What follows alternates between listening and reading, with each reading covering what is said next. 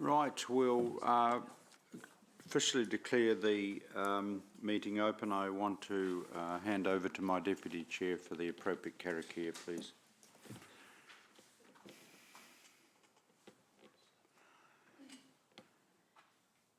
Morena koutou.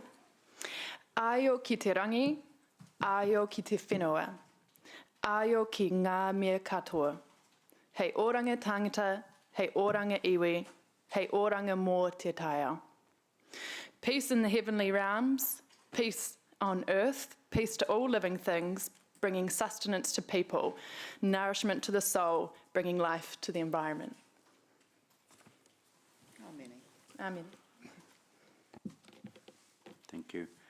Also, on a poignant note, dare I say it, I want to acknowledge that I think it's been approximately a year since we lost Margaret Forsyth, our previous chair, and dearly esteemed colleague. So we carry on her work, dare I say it, in many areas.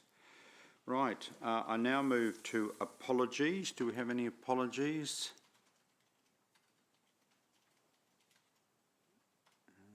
We have a quorum. Where's the mayor? Oh, just be Southgate. There she's right. The quorum is resumed. That's good. Is Kesh on? Is Kesh on? She is not, no. Isn't it? Right, and we also have Mangai Norm and Councillor Angela on Zoom. Also in the gallery, I want to welcome the Deputy Mayor of Waikato, Axel, and also Chair of Environment, Jennifer, who will be doing a presentation. I think both of them will be doing a presentation to us in due course, and thank you for attendance. First, can I now go on and confirm the agenda that is as in front of you? Apologies. None, just no apologies. Just resolve that there are no leaves of absence. You're right, no leaves of absence and no apologies, that's noted. Moved by the Chair, seconded by Councillor McPherson. Confirmation of agenda. I will move that the agenda be confirmed, seconded by the Deputy Chair. Any discussion? All those in favour, those to the contrary, is carried. Declaration of interests. Mr. Chair, I have something I'd like to raise at this point. It's in relation to your chairpersonship. Last week we were promised cheese, and I find there is zero cheese there. So I have a great interest in cheese being provided for members, and I believe it is the job of the chair to ensure that that happens. We only employ one person, and that's the role of the Chief Executive. I don't mind, as long as it's cheese. So I want to hold the Chief Executive personally responsible for that. That'll be a KPI. Well, with my heritage, I actually endorse what Councillor McPherson said, and I'll ensure that there's cheese there in the future. Yes, thank you. You have a friend for life, Mr. Chief. Thank you. Right, we now move. There is no public forum, and we now move to the confirmation of the Open Environment Committee minutes, and that is on page 6. And I will move that those be a true and correct record of our last meetings. Do I have a seconder? Seconded, Councillor Thompson. Discussion. All those in favour, please say aye. Those to the contrary, please say no. The ayes have it. That is carried.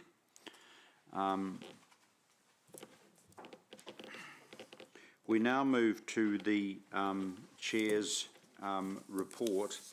And just before we get into substantive discussion on the Chair's report, there was this lovely article in the Waikato Times and Stuff, I don't know if you've seen it, about how mature habitats, mature forests encourage the return of native birds in Tui. And also I think I'm going to ask Her Worship the Mayor to say that tribute to the Clarksons, because I think Mr. Clarkson received a major conservation award the other day, if you want to just say a couple of words on that. She did, so Bruce Clarkson has previously received the highest ecology award in the country. And now I can't remember the name of the cup. Does anybody remember the name of the cup? Thank you. And see, there you go. The Loader Cup. Thank you very much. So she was also presented with it by Minister Kiri Allen, and there were people from conservation organisations up and down the country. Many had travelled long distances to acknowledge the role that she has played. Oh, and she mentioned you as well in passing, Mangai Norm Hill, in your environmental work. So Bev Clarkson is the champion of wetlands in New Zealand without a shadow of doubt, and is recognised around the nation. So the good thing for us is that while she still is an active ecologist in wetlands at the moment, she's also training up many new students at very high levels, doctorate levels and above, in ecology, which means her legacy will be lasting, Martin, which is brilliant. So we should put on record our congratulations to her for that award. Absolutely, if we can note that as a minute note. And I also just want to note the article by Elizabeth Noe, Andrew Barnes, Bruce Clarkson, John Innes, and I'll have that attached to the record of this meeting just for noting. And their key work is, of course, urbanisation and the destruction of habitat entails as a major threat to native bird populations, but as our new research shows, restored urban forests can return native birds to our cities and improve species richness. And obviously it's a really good article, very, dare I say it, readable, but just reminds us in terms of how critical the greenscape is in our urban environments. I'm now going to hand over to Chair Sarah, if you'd like to speak to the Chair's report, please. And there's also a recommendation, I think, that's going to I just got promotion, yeah. Martin. Right. Chair Martin. Thank you. Yeah. I just wanted to add a few notes to the Chair's report. After we submitted it, I had a good conversation with one of our staff, Poppy, around this, and she reminded me that when you're still far away from achieving the target that you're reaching for, it can be easy to lose sight of what you already have achieved. And so I did want to also note some of the really good progress that we have made as a council over this last 3 years in terms of responding to climate change. We've set up this environment committee. We've gone from having no sustainability staff to having a dedicated team. We have understood our own emissions and the emissions profile of the city. We have developed and reported against 2 climate action plans, which pull together everything we're currently doing as an organisation that has a positive impact on climate change. And through this work, we've also built the capacity of our organisation to respond to climate change. We have reduced natural gas usage. We have done extensive work on reducing emissions from our fleet. We have embarked on an exciting program to work with the community to restore our gullies. We have gotten the school-link business case over the line and the biking and micro-mobility business cases close, really close to being approved. Climate change considerations have been incorporated into all of our key planning documents that we've been working on over the last year or so: Access Hamilton, the Metro Spatial Plan, Mass Transit Plan, and the District Plan Review. We've made climate a strategic risk, and we're developing a climate change policy which will incorporate climate change into each decision that we make where relevant. And we have almost completed our first strategy, which will sit alongside a new action plan that is forward-looking and will inform our next annual plan and long-term plan. So I just wanted to raise that in the context of the Chair's report. We have made some good progress. And looking at where the organisation was just 3 years ago, we have come a long way. And so I want to thank everyone who's been a part of that. And I particularly want to thank our staff, including Poppy over here, Kathy and Charlotte, who we look forward to welcoming back soon, who have been working incredibly hard in this space. COVID has presented a really big challenge, and that's put a pressure on both our team and the wider organisation, which I think is important to acknowledge. However, we do have to be honest, and that's where this Chair's report really, we wanted to emphasise the fact that we are facing an emergency, that time is no longer on our side, and we need to step up in how we're responding to climate change. And that does mean having a serious look at our resourcing and taking a step change in how we address things. So that's all. Yes, and just speaking to the report with Sarah, obviously certainly don't want to detract from the really good progress that we have made. The key thing is when our Mayor established this committee at the beginning of this triennium, because clearly in establishing this committee, then obviously there was a clear political statement of a direction of travel. So the comments we're making is a collegial thing, all right? It's not in any way a criticism per se. It's just saying that we have to do better.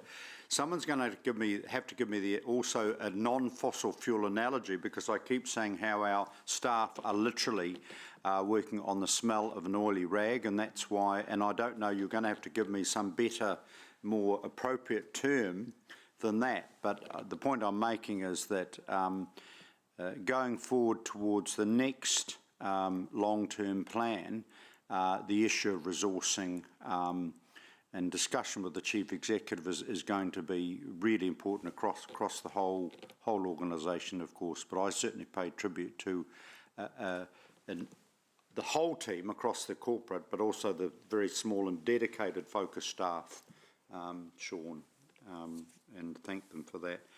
Just very quickly, before we go into discussion, I just want to note nature in the city at the top of the report and the Minister's visit. This is the exciting bit, and dare I say it, and forgive me, because as you can see by my colour of my hair, I well remember a young activist called Paula Southgate and others who brought the tui back into the city, or helped.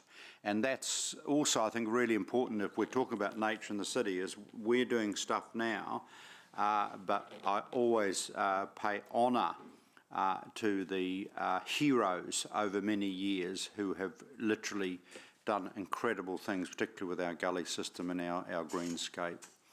And I just want that noted. Right, discussion on the report and the recommendation. First of all, Mayor Southgate, and then Councillor. Oh, sorry, I apologise. Councillor McPherson. Well, I was wondering whether we'd ever get to the ordinary members after various dozen chair or so had their own say. No, for some reason I just noticed the Mayor and not you, but I now noticed you, Councillor McPherson. Thank you very much. I'm ecstatic that you finally noticed there was anyone in the room apart from the two chairs. Thank you. Look, I'm a little bit concerned at the self-congratulatory note of the discussion so far. There is undoubtedly some good things happening, but I suggest there is far, far, far more that needs to happen yet, and in most cases hasn't actually started. And I want to, Sarah, when you were speaking in your elevated to chair position a little while ago, without the salary, you talked about what we've been doing relating only really to internal work in the council. So I want to ask the chairs whether this, aren't we trying to do a plan that's for the whole city and not just the 1,200 people or so that work for and this one and a bit buildings that we have? So and that's the first part of the question. I particularly want to reference it to the that question to the issue of transport emissions, which form the greatest part of the carbon emissions in the city of over 60%, and what has actually happened. And I'd like some commentary about what's actually happened towards mode shift, which is our strategy, if you like, unwritten perhaps at this stage, or not only drafted, in trying to combat that, and how difficult it's been to get sufficient infrastructure in place to support the mode shift. So I'd be interested in some commentary from Sarah and yourself, Mr. Co-Chair, on the mode shift thing, and the difficulty we've had, and the number of utes that we have in our car park each morning and things like that. And I want to also comment, noting that the GM of infrastructure is in the room. When I cycled into council this morning, as I do most mornings now, which is enjoyable in some ways, but not enjoyable when you look at the infrastructure available, when I find that the roads themselves are clean of grit and glass and sticks and leaves, and the cycleways are absolutely choked with them all the time. Whenever a new road is done and the stones are swept to the side, they're swept into the cycleway. Whenever, as happened on Heafy Terrace this morning, there's some roadworks going on, a sign goes up saying cycleway closed. And that literally happened this morning, and you have to cycle in with the traffic going 50 kilometres an hour. I want to know whether we really have had any sort of culture change within our organisation on those little things that make it better for easier, more amenable for people to take part in mode shift. Thank you.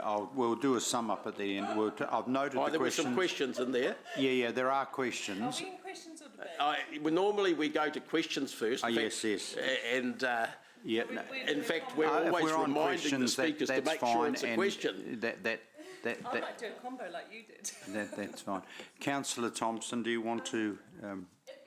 Some frustration in the chair's report. It was largely around the very little progress that we've made on the biggest contributor to emissions in the city, which is transport.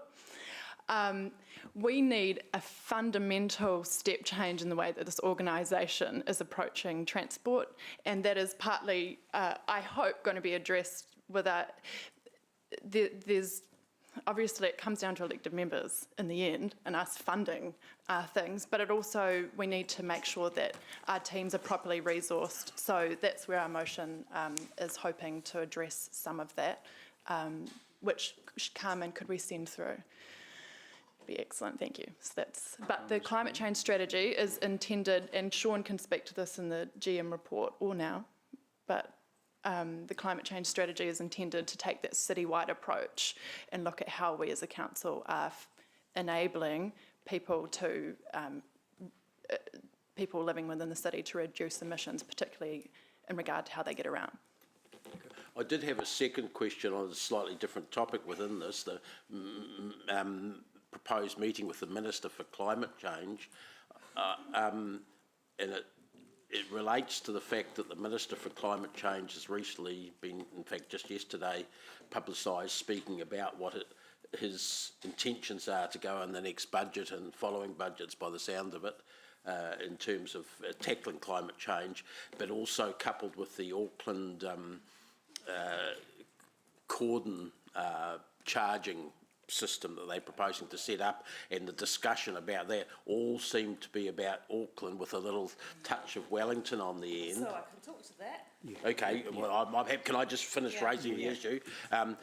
My concern is that we need to get people like the Minister to talk with Hamilton, because it's the Hamiltons and the Palmerston Norths and the Whangarays of the world that are going to be have the congestion and transport emission problems of the future that rival, if not exceed, places like Auckland. Unless they stop us getting like Auckland, we're going to end up in the same way, and it's important that the government, any government, doesn't just focus on Auckland in this, but it does seem that the Minister for Climate Change and the government generally are still doing that. Yeah, I'll hand over to Paula. Obviously, just in general commentary, and Mayor's office is in the process of arranging that meeting, whether it's via Zoom or in person. Your Worship? So I'll come back to my debate afterwards, but in answer to the question, if I might, Mr. Chair, I am in Wellington on Thursday to meet with Minister Robertson. We are trying to tee up Minister Shaw for the same time so that we could have an in-person conversation. Meanwhile, he has invited me, if that doesn't work out, to call him personally and speak through points. We've got you guys have done a great job at pulling together, and Sean's team pulling together information for the Minister. So we haven't forgotten about that. James on the case today to see if it can be in person, because obviously meeting with ministers in person and giving them presentations directly is very helpful, as you know, Martin, and I'm down there anyway. So if not, I'll be setting up, exactly as you say, a Zoom or some other means preferable to the Minister. And all of this will be done this week, because we are also mindful of Minister Shaw is signalling some changes that he's making to, like, Climate Adaptation Fund money that we would like to dip into, obviously. But also, of course, we've got the budget coming up, and we know that Minister Robertson is likely to make announcements. And from my discussions with Wellington and setting up my business meetings down there this week, climate and infrastructure are going to be more interwoven in this budget than we've ever seen before. Not that I know any of the details, I don't, but I know that that's where they're heading. Mode shift, climate, infrastructure, future infrastructure, a key part, and then there are health and social welfare considerations for the government in this budget. That's what I'm hearing. I guess we always wait with bated breath for any budget, but I can say we'll be going after our share of the Climate Adaptation Fund, and on that matter, aside from Minister Shaw, we had a good conversation with Minister Allen, Minister of Conservation, when she was with us for half a day, and did a very big shout out for show us the money. If you've got the money, we can fast track, we can deliver both nature in the city, bikes on pipes, you name it, we can do it, we're good to go. So I'll be hard and fast on that message, Martin, Dave. Thank you. I'm just wondering, Sean, in terms of the recommendation, if there's no other questions at this stage, yourself and the Chief Executive, the recommendations which we've obviously populated with you, do you have any comment on that? Because we're obviously asking you, or through the Chief Executive, to do a series of work. So the Chief Executive and I have discussed the recommendations. We were quite comfortable with those. I think. Sean, can you start speaking to that? I couldn't hear when you turned away. So I was trying to read the recommendation whilst talking. Okay. Chief Executive Lance and I have discussed those recommendations, and we're quite comfortable with them. I think it gets the balance right in terms of addressing some of the immediate term issues as well as the longer term ones. So I think in the recommendation you'll see that so through the climate strategy, that will identify what we need to do and to deliver that long-term citywide change to our emissions, and a lot of those big infrastructure investments will be reflected into either the long-term plan or the next annual plan. I think also you'll see referenced up there that for us to consider a targeted rate in the next annual plan. And obviously Auckland have gone out and consulted on that just recently through their annual plan this time round. So there's probably some lessons that we can take from that and some observations we can make that could be applied here. So we will look at that as well. And then I think in terms of the resourcing, I think as sort of discussed with Chair and Deputy Chair, that there's sort of a small central team, and that is fine, but it's actually it's the coordination of activity across the council within transport and parks and water, etc., to be able to bring those things together. So we'll look at ways that we think that can be accommodated, and that's particularly as we bring the climate policy for adoption. That will require us to do things differently in terms of how we consider climate impacts on projects and strategies, etc. And the climate strategy will obviously reflect a step change in the things that we need to do to deliver the sorts of emissions targets and other goals that we're talking about. So the policy and the strategy, when they come back to council for adoption, it just makes sense for us to then say, how do we need to organise ourselves, resource ourselves to be able to deliver on those two things particularly. Thank you. Councillor Thompson? Thank you. Sure, and just one question around, in terms of building our capacity to deliver, and you talked about coordination across the council and things, and implementing the climate change policy, but in terms of, say, to Councillor Dave's point, the fact that we are going to need to really focus on transport, will that work also include ensuring that the right amount of resource in terms of staffing and different things is in that transport team as well? Yeah, so between Lance, Evelisa, myself, Yep. We'll kind of work together on what we think what it looks like, Yep. in order to be able to deliver that. I would say that, so in the Climate Action Plan report that's also in this agenda, we do talk to what we're doing this year to deliver on the things that have been identified from a climate change perspective. Most of the transport initiatives are on track. So in terms of what the council has agreed to do and to fund through the long-term plan, most of those things are happening. But I think what you will see is through the climate strategy, it'll probably identify that we need to do much more. And so that's where we need to then circle back round to go, how do we actually resource to deliver those things? So there'll be an investment, to deliver the climate strategy goals will require infrastructure investment, but it will also require probably a change in how we think about resourcing to deliver those things. So yeah, so that will be coordinated response. Right. Question from Mayor Southgate, and then Because some of my questions have now been answered. Thank you for that. In terms of the wider climate action plan, the climate emergency and how we're tackling those targets, is there any one thing that you feel, because I do think we've got an ambitious and funding for cycling and infrastructure compared to previous. So is there anything else that you think we should be focusing on?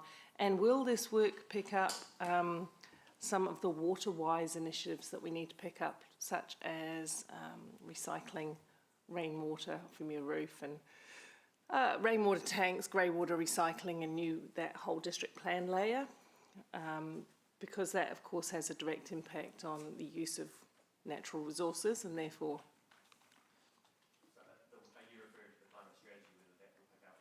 Where will that sit in the work that we do in the Environment Committee? That kind of, because I know Sarah's been excellent at advocating for that, and I'm a great fan of grey water recycling and natural swales and rainwater tanks, which are very rare in our city. So where does that work sit?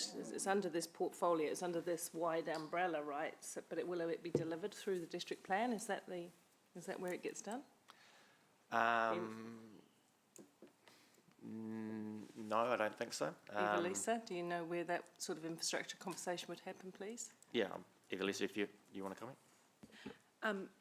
So in terms of the example you provided in terms of rainwater tanks, those matters are currently being considered under the water stimulus program, and so the water sustainability strategy has captured those, and they will be incorporated in through the future decisions of council that our council is yet to make in terms of whether they fit into the district plan. So those conversations are all being had at the moment. How they will be initiated, what is the right thing. Incentives, disincentives. Yeah, so what is the right thing to do? So there's still a bit of work to happen in that space, but it's around that strategy, and water sustainability is part of a work program under the water stimulus that is due to be completed and reported through the Infrastructure Operations Committee. And I know Councillor O'Leary as chair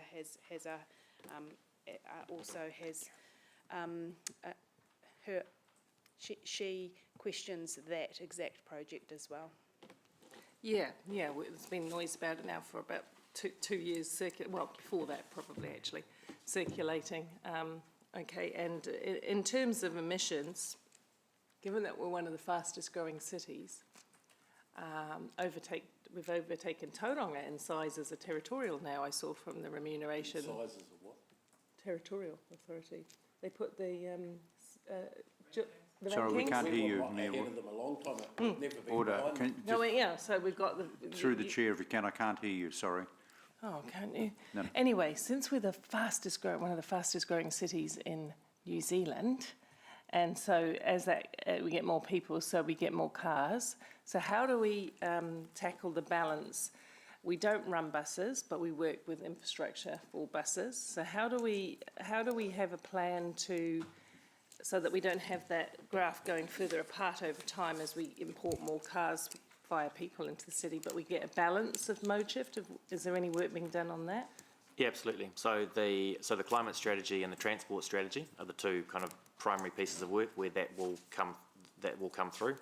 So in terms of, appreciate it's probably not part of the immediate discussion for this paper, but where you will see that reflected next is we've got a workshop on the 18th of May looking at the emissions specifically. So that we'll kind of dig into that conversation through that workshop. And just through the chair, I want to also understand better, we've got the 20-minute city, which is the ability to get across the city from in 20 minutes wherever you're going. That I do support. However, I'm a much bigger fan of 10-minute neighbourhoods where you can actually walk, cycle, not, whatever, and use, some people will use cars, of course, but that concept of having local services within accessibility of you within 10 minutes is an international concept that's well proven. I'm interested in that. So that concept's reflected in the climate change strategy and the transport strategy as well. And it's getting that balance between those sort of walkable, livable, healthy neighbourhoods, as well as being able to get across the city to other things, through public transport, cycling, micromobility, etc. So those are all reflected in the strategies that we're talking about. Cool. Thank you. Am I? Yes. Kia ora. Thank you, Sarah, for the opening and the karakia that you delivered. Tēnā koe, mō tērā. Just wanted to ask the question is, how does Mātauranga Māori fit into the concepts and strategies that's been spoken to? Because I think you could have actually acknowledged that, Sarah, in your Deputy Chair report, or Chair report, because we have made some inroads there, and I know personally, working with Waikato Regional Council, they've done a ton of work around where Mātauranga Māori matters in terms of climate and other strategies. So just wanted to make that connection, and how does it fit? So with the draft climate strategy, which isn't on the agenda today, but that is, Mātauranga Māori is integral to that. We have put quite a bit of work and effort into that piece of it, and have been working with both Ngāti Waireere directly and with Thork to ensure that that concept of Mātauranga Māori is reflected into the strategy, and so I'm pretty confident in saying that is well represented through the climate strategy.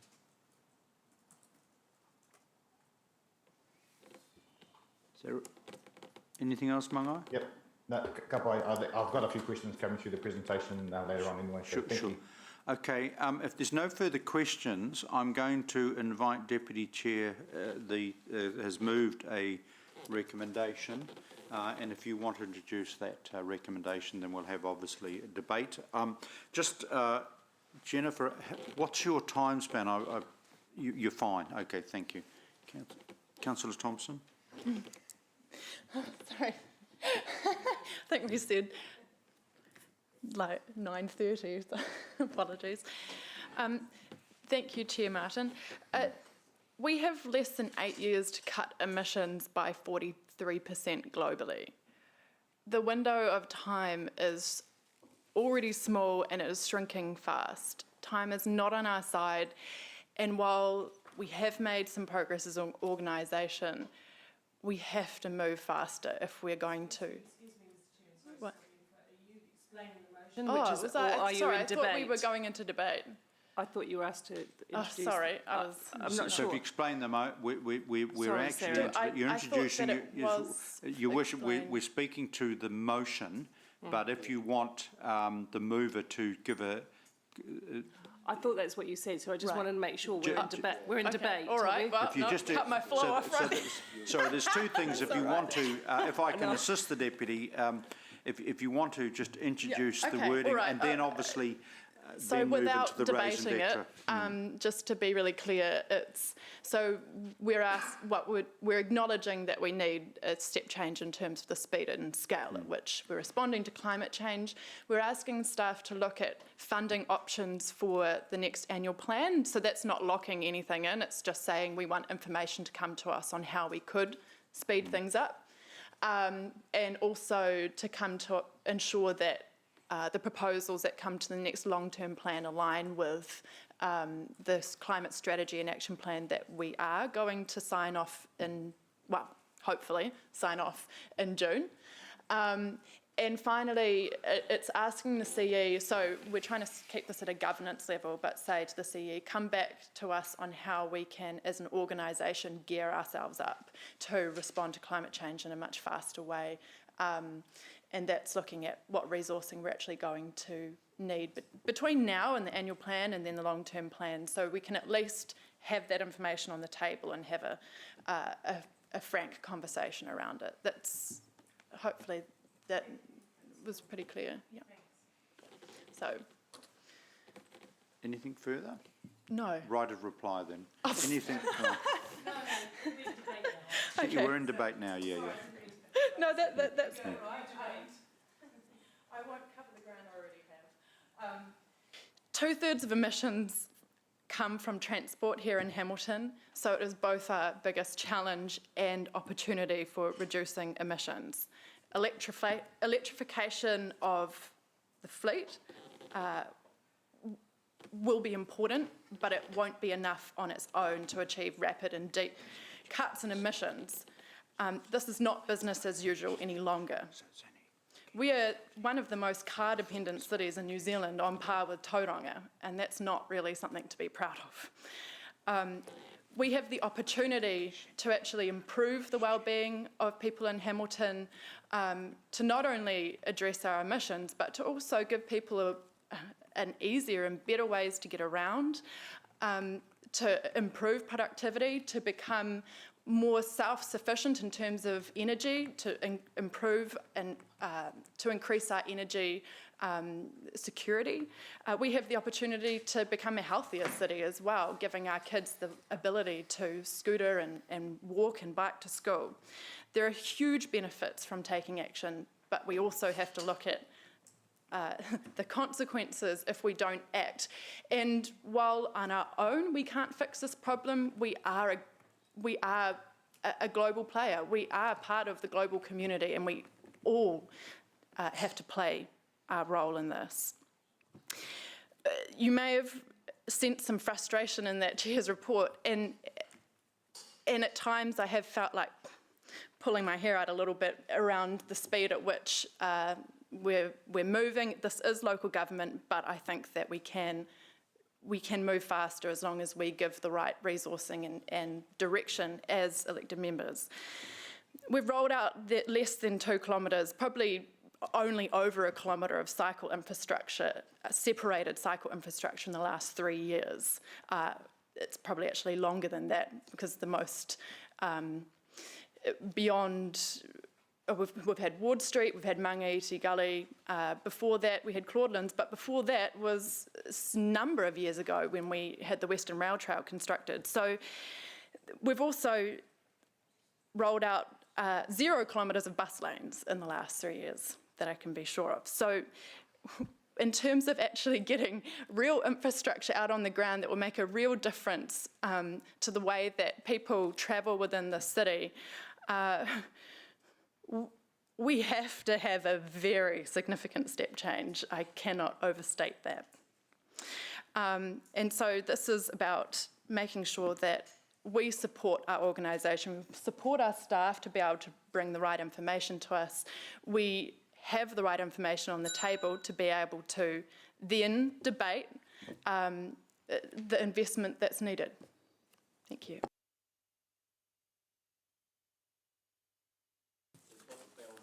Well, I'm hard of hearing in that, you know my views on that particular standing order, but anyway, I have to be a servant of the standing orders. Next speaker is Mayor Southgate. Thanks, Chair. Look, when I set up the Environment Committee 2.5 years ago, goodness, it was to drive a number of things, sustainability across all areas of our work. Not as this means the green areas, the urban development and the transport, and of course to really give our climate action flight. And so I do want to thank both Sarah Martin and Councillor Margaret before for taking up this challenge, and it has been difficult. I acknowledge it's been difficult, but I do take heart in that really good things have been achieved. As you say, staff have been working really hard, but we do need to be a little bit more ambitious. We have just make the note though that in our long-term plan we have the most ambitious funding allocated to cycling, walking, infrastructure and gullies than we've ever had before. It's really it has been a step change. Whether it's enough is a different question. But you will remember us debating for many hours to get the balance right. And we did again in the annual plan, and I guess we'll do again in the next annual plan. But what I'm going to say is that we need government alongside us, so we need to make sure, and this is why the visit to the Minister, which you instigated, Sarah, and I appreciate that. We need a number of funding. We need some critical infrastructure funding to help us, because we are, with our debt to revenue, we're constrained now. It's quite simple. So we're playing within what's in our wallet. We have no more. And we can't keep tapping ratepayers for more and more and more regardless. So we've got to have NZTA come to the party and fund us for some of the critical initiatives that we have. We also need infrastructure funding, climate adaptation funding. We got the wonderful funding from government for Jobs for Nature, and we're really grateful for that. We have had some very good transport funding from government, but yeah, we have. We've got. I'm looking for it. Look at Ruakura, look at the inland report, look at other things. Now they may be, outside of cycle lanes, but the Ruakura cycle lane that's going in now, separated, is really excellent. What I was going to say, however, is that we all know that NZTA is oversubscribed, and we're in a contest with everyone else every time we apply for it. It's us against Tauranga, against Auckland, and against whomever else for that same funding pot. And I think most councils, most mayors that I've spoken to agree that that's a broken model. It just doesn't work. It should be aligned to our strategic outcomes. We need to line up to make a really good partnership with government for that climate adaptation funding, because where is the biggest change on carbon emissions going to occur? It's going to occur in the big metros, because we have the biggest impact. So rural and provincial can sure have a lot of impact in terms of the natural way they run farms and green spaces, but the cities contribute a powerful load to climate problems, and therefore we must be a big part of the solution. We're saying to government we're in partnership with you, but they've got to show us some money. They've got to show us some money. Thank you. Councillor McPherson. Thank you. Following on from Mayor Paula, I am very critical of the government not showing us the money in the area that their other policies are pushing us towards. They're pushing us to deal with climate change, but they're not supporting us in getting the tools to do so. I will add a rider to that, though. Perhaps the most dramatic improvement they've made in that whole thing was made about a month and a half ago, and unfortunately only has a month and a half to run. That's the half-price PT fares. Look at the figures coming out for our own Tahuia, for passenger transport right around the country, in the big and the smaller centres. Simply by doing that sort of executive decision, they perhaps have made a step change and contributed towards a step change. If they keep it going, and a public opinion survey that came out last night suggested that the majority of the public would support that to continue, then we may actually get somewhere. Putting it through Waka Kotahi's funding rigmarole, and that's a nice word to describe it, does not and never will cut the mustard.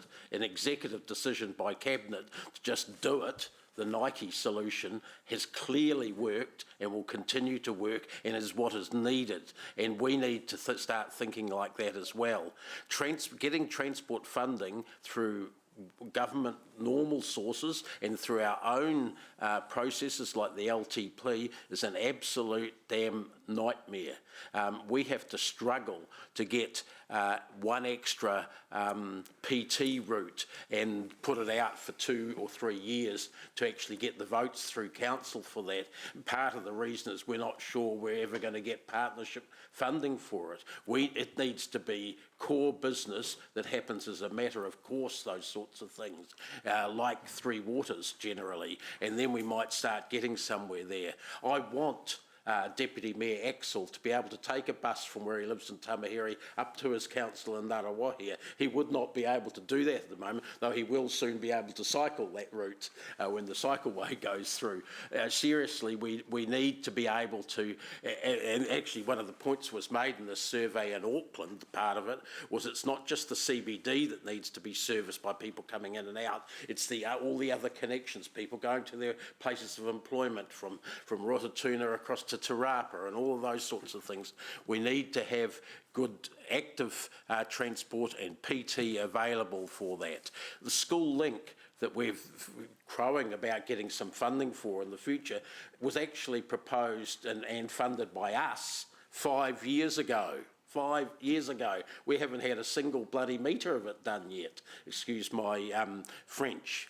It's just ridiculous that we're in that situation, and the government needs to get rid of the processes that are holding things up. We need to get rid of our processes that are holding things up and start with the same sort of attitude that the government had when they put in that half-price fare decision very recently. Thank you. Any further contribution? Just before Councillor Sarah exercises her right of reply, I think, and you focused on this at the beginning of your presentation, is as a working committee, so to speak, within the governance team, obviously the next LTP, by sheer necessity and reality, will start to look very different from previous LTPs. So those of you who are around the governance table working with our staff, there are obviously huge challenges ahead of you, that's obvious. And clearly what we're looking for in terms of the interaction with our management, our senior leadership team and staff, is looking at the tools that we need to address what, in my view, are those momentous challenges. And there are other sort of common sense stuff that can be done. And Councillor Dave, just take a little one. I mean, we spend obviously billions on transport infrastructure over the years, but the simple ability to do, you know, and in a marginal cost point of view, it's actually relatively minor, is to increase the subsidy of public transport, okay? Because then you actually have uptake in terms of people having the ability, particularly in the environment of very high fuel prices, et cetera, you know, some practical things that central government can continue to do. And I would certainly hope, fingers crossed, that they will clearly get the message that that increased subsidy actually works and actually delivers a very tangible benefit. And very delighted to see the increase in the patronage, for example, with our critical link between ourselves in terms of the Te Huia rail service. And I'm sure the Chamber of Commerce will be the first to congratulate us on that uptake and admire and come on board in terms of the leadership we need around these key strategic transport issues. But look, I think it's been a constructive discussion. Logically, we can't just be the talk. It can't just be talk.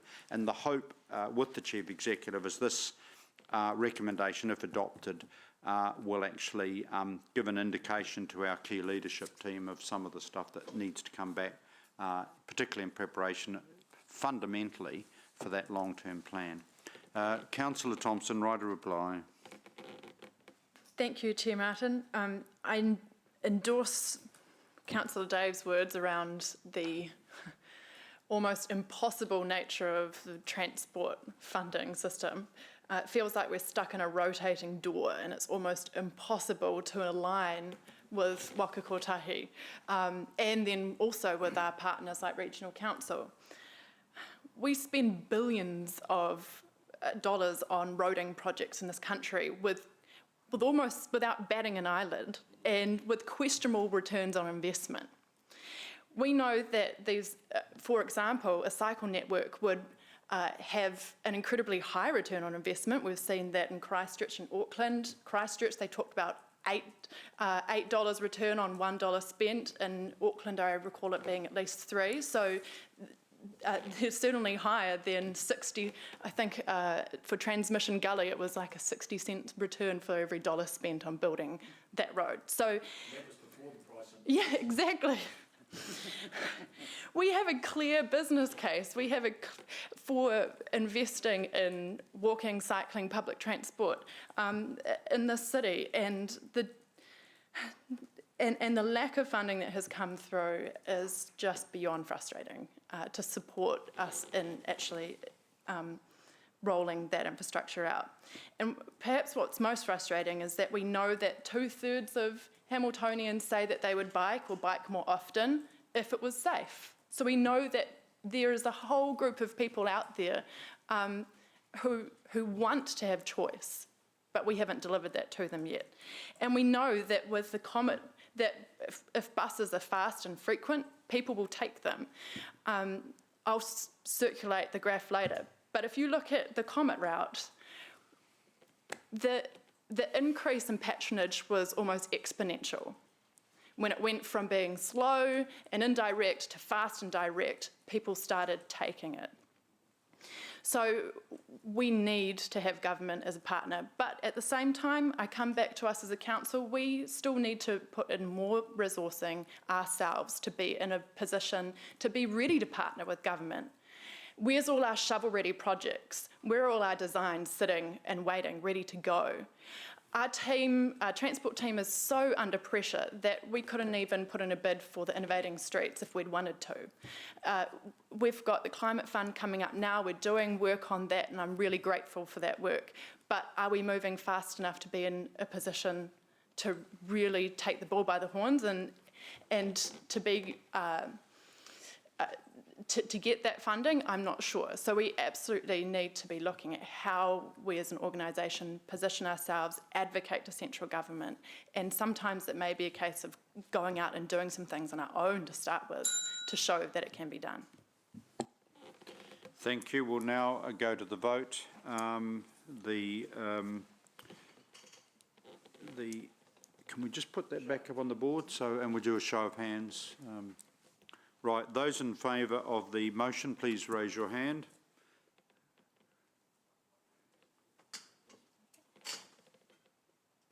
Those to the contrary? The motion is carried unanimously. Yeah, and note, of course, that those who haven't raised their hands are here as non-members of the committee, but are, I'm sure, very supportive. Yeah, thank you. Just before we move on to the next item, we have received from Councillor Kesh an apology. I just want that noted in the minutes. Thank you. So that can be noted. Right. Without further ado, I want to welcome our Deputy Mayor Axel and Councillor Jennifer, who are representing, in essence, the Regional Council, but also the Waikato Plans. If you'd like to join us, please. Thank you. And thank you very much. Apologies for keeping you waiting. It's a pleasure to be here. Tēnā katoa. It's a pleasure to be in any chamber these days as we make our way back from online to in person. And the only downside of it, I'd have to say, Martin, it's been fairly torturous to be sitting 2 metres away from a microphone and not being able to take part in this in this debate, which is Well, we certainly congratulate you for traversing the issues and acknowledging, not only the urgency, but also the significant work that needs to be done. And I guess, if anything, we come here today with good news, so that's useful, and talking about what's already underway. Do I have a way of controlling the slides? Yes, and just on diligent, this is at the end of diligent under sub-information. At the end, it's on page 72, I think it is. Right. So I'll just give you a nod and a wink, shall I? Yeah. Okay, so slide, please. So the Waikato Plan acknowledges some of the points made in debate here earlier, and that is that it's not just about what happens in this building. It has to be citywide. Newsflash, it has to be region-wide, has to be country-wide, and actually we've only got the one planet at the minute, so it is very much a collaborative approach, and within the region, that's where Waikato Plan sits. So this is the way in which we collaborate together on regional issues and try to sort of harness, I guess, those opportunities and resources collectively in order to progress on things that we hold dear. The Waikato Plan was born out of the Mayoral Forum, and whilst, and you'll see in one of the later slides, there's a whole lot of other people at the table now, which is what's necessary in order to move forward collectively. It is nevertheless grounded solidly in the well-beings, the four well-beings. That's really where the plan is born, and of course supported through regional council, because that was a convenient way to not only keep the local government focused but also funded in a way that comes region-wide. Slide, please. So in terms of who's on the leadership, so these are appointed members, and they represent really the partners we want to have at the table. We're just waiting on confirmation of a co-chair on behalf of iwi. That was Linda Tahoe, but we're just waiting on a new nomination. But Margaret Wilson is the other co-chair. And then if you run your eye down the list, you'll see that there's a number of community organisations, government agencies, and others representing, business and a whole range of community, really, tangata whenua, that are part of that group. So it's a really diverse group in terms of their interests and what they bring, and within that we've been able to, I think, progress reasonably well. Slide, please. And just probably all I'll say about this, each of these grey dots represents one of the organisations that are part of this collaborative approach, so we won't go into any detail on it here, but you'll see that there are different work streams, and we've tried to sort of spatially map where they are and how they interlink, just to make sure we do grab the relevant bits out of every group, because there's surprising overlaps once you start to look at the various initiatives that we got underway. So within that, slide please, we have decided, because you can't do everything at the same time, so we have decided to basically pick some priority work streams that it was felt across the leadership group as a whole that these were the things that we could be effective in, and also that demanded attention, I suppose, demanded our resource and attention to get on with, and these are them, and at this point I'll hand over to Jen. Sure, thank you, Axel. You can hear me all right? Okay, just checking, my first time. Yes, so we are both the co-leads of the climate change work stream, which is one of the four that was just on the previous slide. And so for the past 6 months, Axel's been more deeply involved with it. I've been with it since it was formed about 18 months ago, 2 years ago, and we've got a range of participating groups that you can see on the slide there. We call it a coalition of the willing. while Waikato Regional Council funds some of the administrative pulling together of things and stakeholder management and the meetings themselves that happen for the leadership group, everyone is there in a volunteer capacity to be collaborating across the region. And so we're always looking to build whoever else wants to be involved. So giving that as a bit of a shout out that if someone is out there who wants to contribute collaboratively on climate action, and the Waikato Plan is welcoming, and we just need to get in touch with ourselves or so to make that happen. So if we go to the next slide.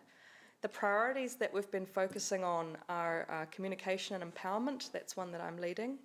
We also have Councillor Angela Strange from the Waikato Regional Council focusing on transportation, which is quite appropriate since she's also leading the Regional Connections Committee, which is currently reviewing the Regional Public Transport Plan, and she's also involved as in the Regional Transport Committee with the Regional Land Transport Plan, and a working group of that is the Transport Emission Reduction Plan working group. So Angela's a really good conduit to bring in everything that's going on already in that policy space. But the idea here is that the Waikato Plan is a space where you can do the additional things that don't get done in those other spaces. Restoration and biodiversity, we recently had somebody filling us in on the collective impact work that's happening to get the biodiversity space more cohesive in regards to funding, and that seems to be going well, and the biodiversity forum. So we've had updates in that space, but we've never really taken off there since the situation there is now vacant, and we're looking for someone else who would like to lead that. We have a steering committee meeting coming up soon and can talk about that then. The food systems and land use is a particular interest topic of some in the leadership team. Very much comes down to the fact that the majority of the emissions in Waikato are from agriculture and the land use space. So it seems appropriate to try and find ways to help in that space further. So we're talking about things like a food strategy for the region potentially, looking at what other strategies are out there, also looking at the changing landscape of both the market as well and the pull into alternative food, proteins and all that kind of thing. And then energy, we are mainly having some of those conversations that aren't had enough yet, such as energy demand management. So the need to actually, like if you were to put solar panels on your roof, the first thing that the consultant or whoever you're talking to will say is, how can you become more energy efficient? How can you reduce your energy demand? And there, if you look at the conversation on the leading edge of what we need to do about climate change, it's very much in the space of how can we live with less energy? Because even though renewable energy systems should be coming online as quick as possible, it's simply quite difficult, if not impossible, to replace our current demand entirely worldwide with renewables. So there will be energy efficiency and pulling back needed. So we explore these things. I could mention just quickly in the communication empowerment one, I think that's one of the most important ones in the sense that people need to be able to connect with climate change and climate action. And so we're looking at what a website would look like for the Waikato in the same way that Auckland has the Auckland Forever one and that Canterbury has the It's Time Canterbury one, to help people that when they do want to engage, there's one place to go. If I just check whether there was anything else to mention, there was some support given towards the Climathon recently from the Waikato Plan also, amongst other funders, and there is a connection in with the Waikato Wellbeing Project, which has got a lot of similar goals to the Waikato Plan. If we go to the next slide, we're almost done with the presentation. Well, there you go, just questions for us really. But I think you here today for the debate you've already had very, very much endorse a lot of what's been said here today. It is a critical step change needed for everyone, and one thing that I'd like to point out first as well is, if you think back a couple of years ago, we used to talk about net zero by 2050. That was kind of the standard. Then last year we talked a lot more about 2030 and cutting emissions about half. And now, since about a month ago when the latest IPCC report came out, the conversation is very much how do we get emissions to peak at the latest by 2025.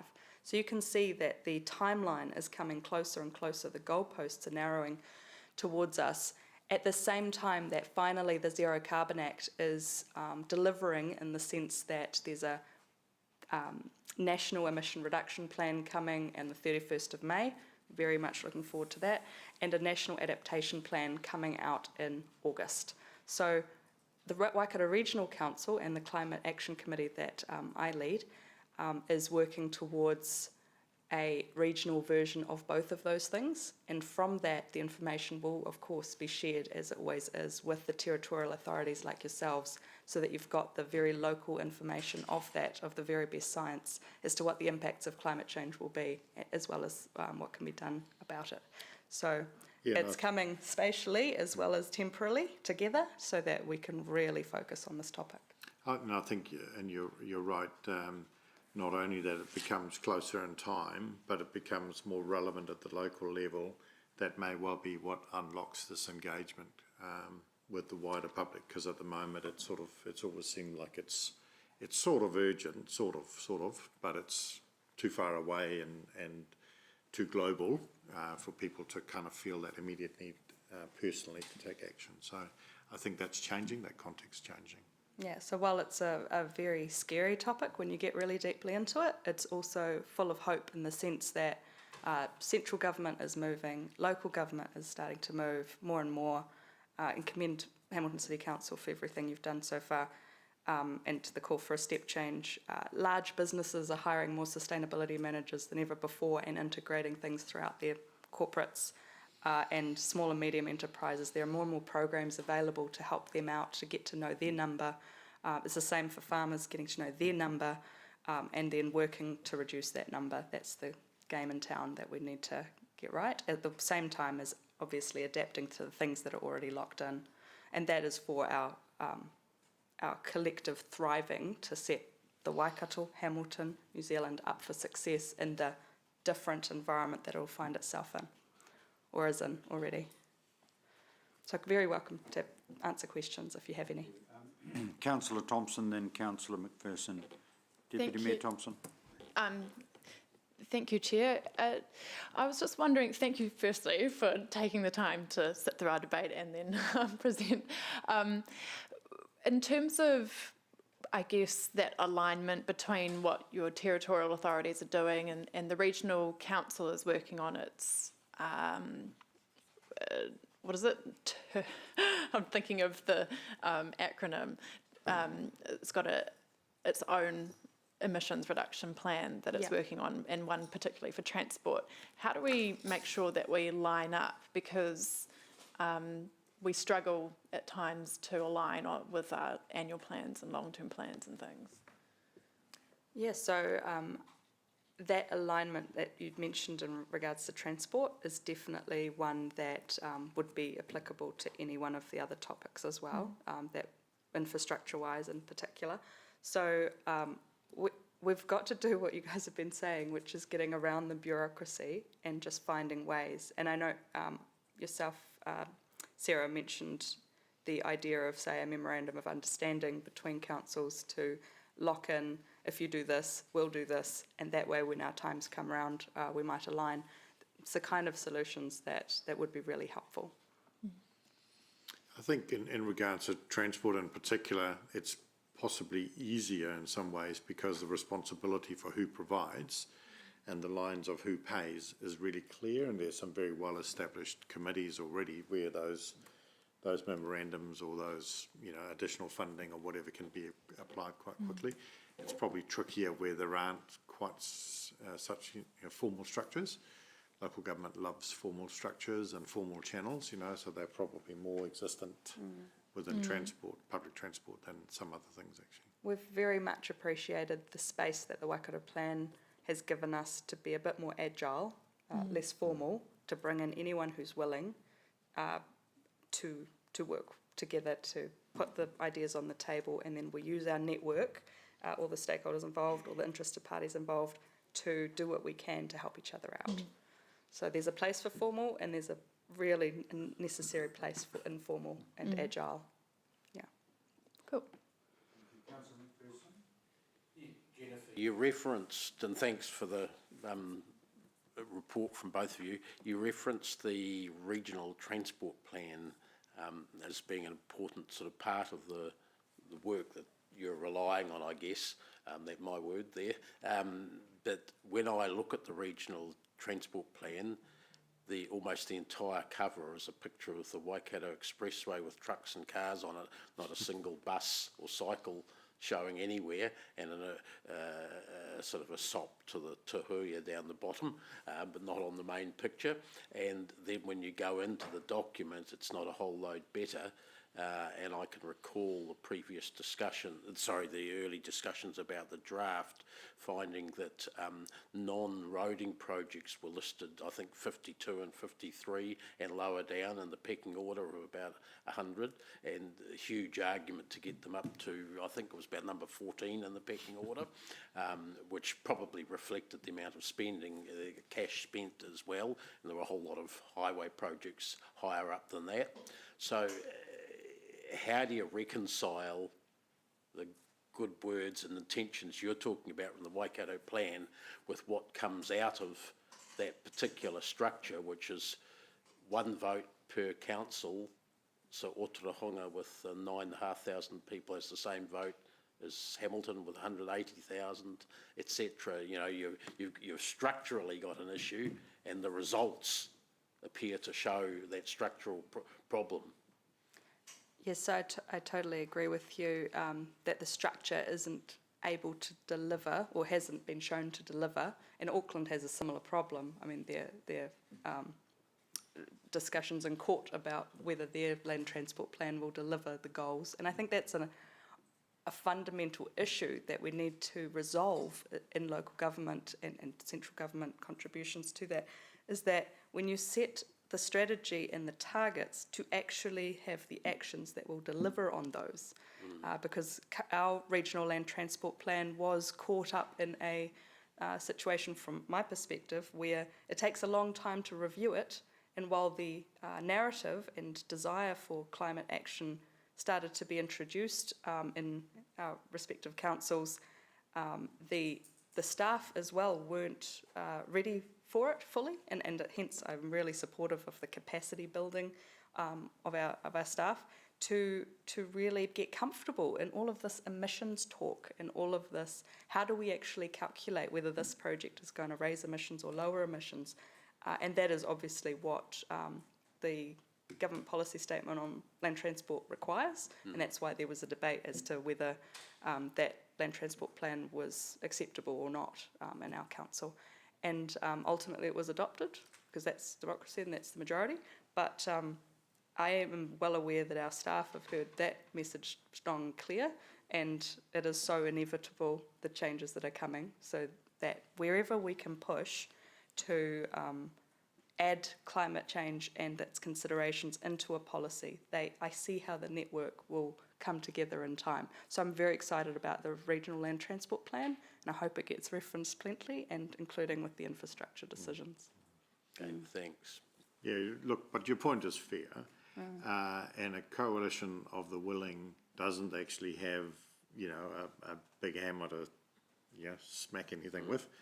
But it is a voice, and it is a bit more able to fairly reflect the conversation. I mean, I'm not sure what the conversations are in this chamber, but we no longer talk about whether climate change is real or not. It's not that long ago we did.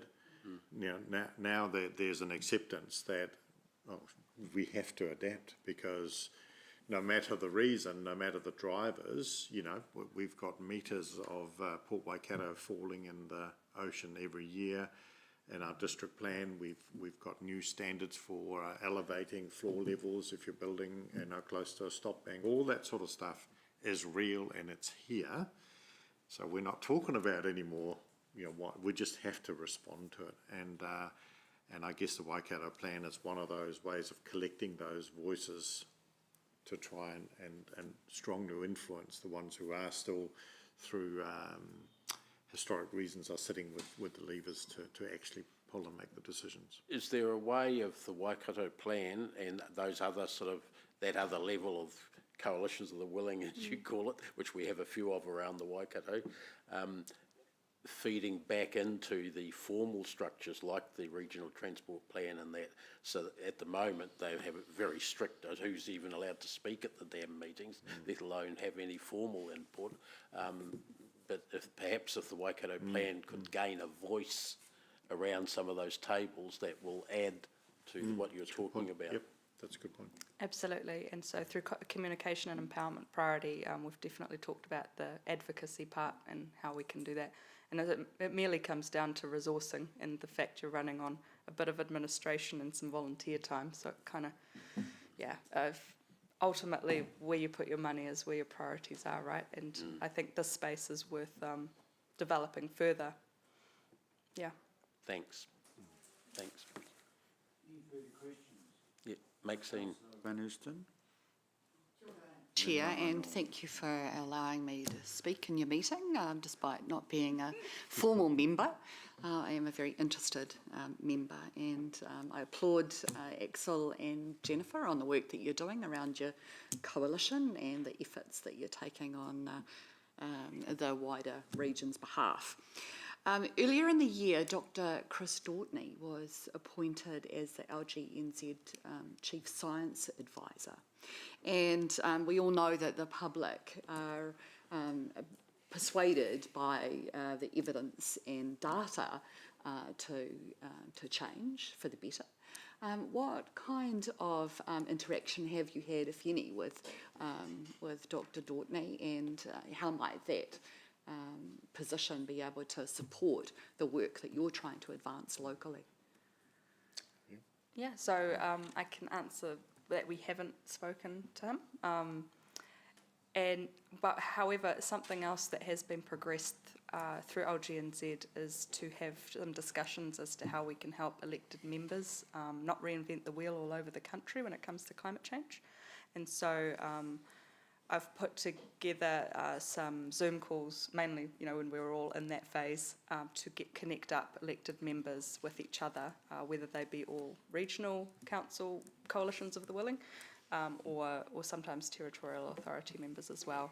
And LGNZ are quite keen, from my understanding, to help in that regard further. So it just shows how an idea that can spawn in an agile environment like the Waikato Plan can then be followed through. But directly, we haven't engaged with him in particular. Okay, yeah. Thank you for that. And I acknowledge that there is the opportunity to connect with elected members. We only have the ability to do so much. And it's once we get that groundswell from our residents and public behind us to make that investment that we talked about earlier today, that then we are able to make some real change, and with their support. You talked about a website. Are there other avenues for engagement wider than elected members that you're hoping to focus on? For me, I'm mindful that residents, when they engage or come across with climate change, will have their moment of, okay, this is happening, and then learning a little bit more about it, all the way to a point where there's perhaps even a realisation that even though morally we should all have been taken care of by those in power, the governments of the world and the markets have not protected us from what scientists are saying is coming. And it's quite incredible that, we believe scientists quite a lot in a whole range of parts of our lives. And there is a consensus on this topic like no other when you look at what has been achieved through the IPCC. So to get to your question on engagement, I'm hoping that something like a website will just be a nice touch point for anybody who says, right, I think I need to know more about this, I need to do more about this, that they have a place that they can go to get their one source of information that is credible, built from places, including local government, who are talking to others. And separate to that, while I've got your attention, I thought it might be worth mentioning what would be really helpful, I think, in the future as well is for the council to have a touch point for engagement on climate action with its residents, perhaps through the community advisors that already get to know people on the ground really well. And I think of the farm environment plans that we ask our agriculture industry to have. At some point, people will need to be part of the solution in every avenue, and so the concept of a household resilience plan, when we have the information as to how climate change will affect your property and what you can do to be more resilient in the future, would be something that I'd urge this council to consider as part of their strategy. Oh, excellent answer, Jennifer, and perhaps something that the committee can take up further. Thank you. Thank you. Mangai Norm? Tēnā kōrua, Axel, kōrua ko Jennifer. I note the EU members there, and also the Pacifica member, Ben Lale, in the committee. A couple of years ago, we did a wide-ranging consultation regime for the Waikato Wellbeing Project, and we asked many of the constituents around the Waikato area what would be the plan to assist in climate thinking, behaviour, knowledge and outcomes, and many of them said just go back to being Māori and how Māori lived in regards to kaitiakitanga and all those behaviour and practices. So my question is aligned to the Te Ao Māori lens, the role that mana whenua have in the committee, the role the Waikato Wellbeing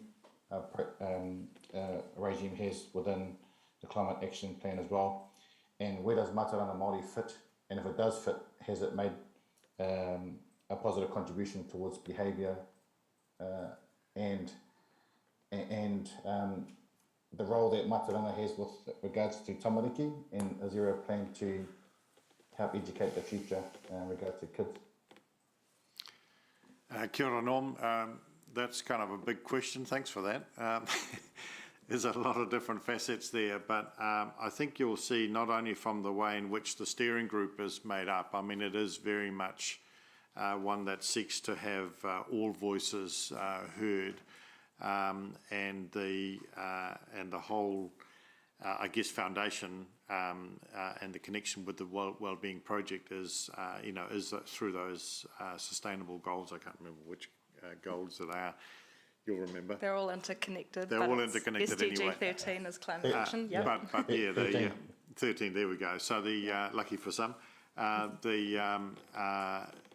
the foundation is there, and the personal responsibility that Jen touched on earlier for us at an individual level and at a family level to say, well, what can I do to reduce my footprint?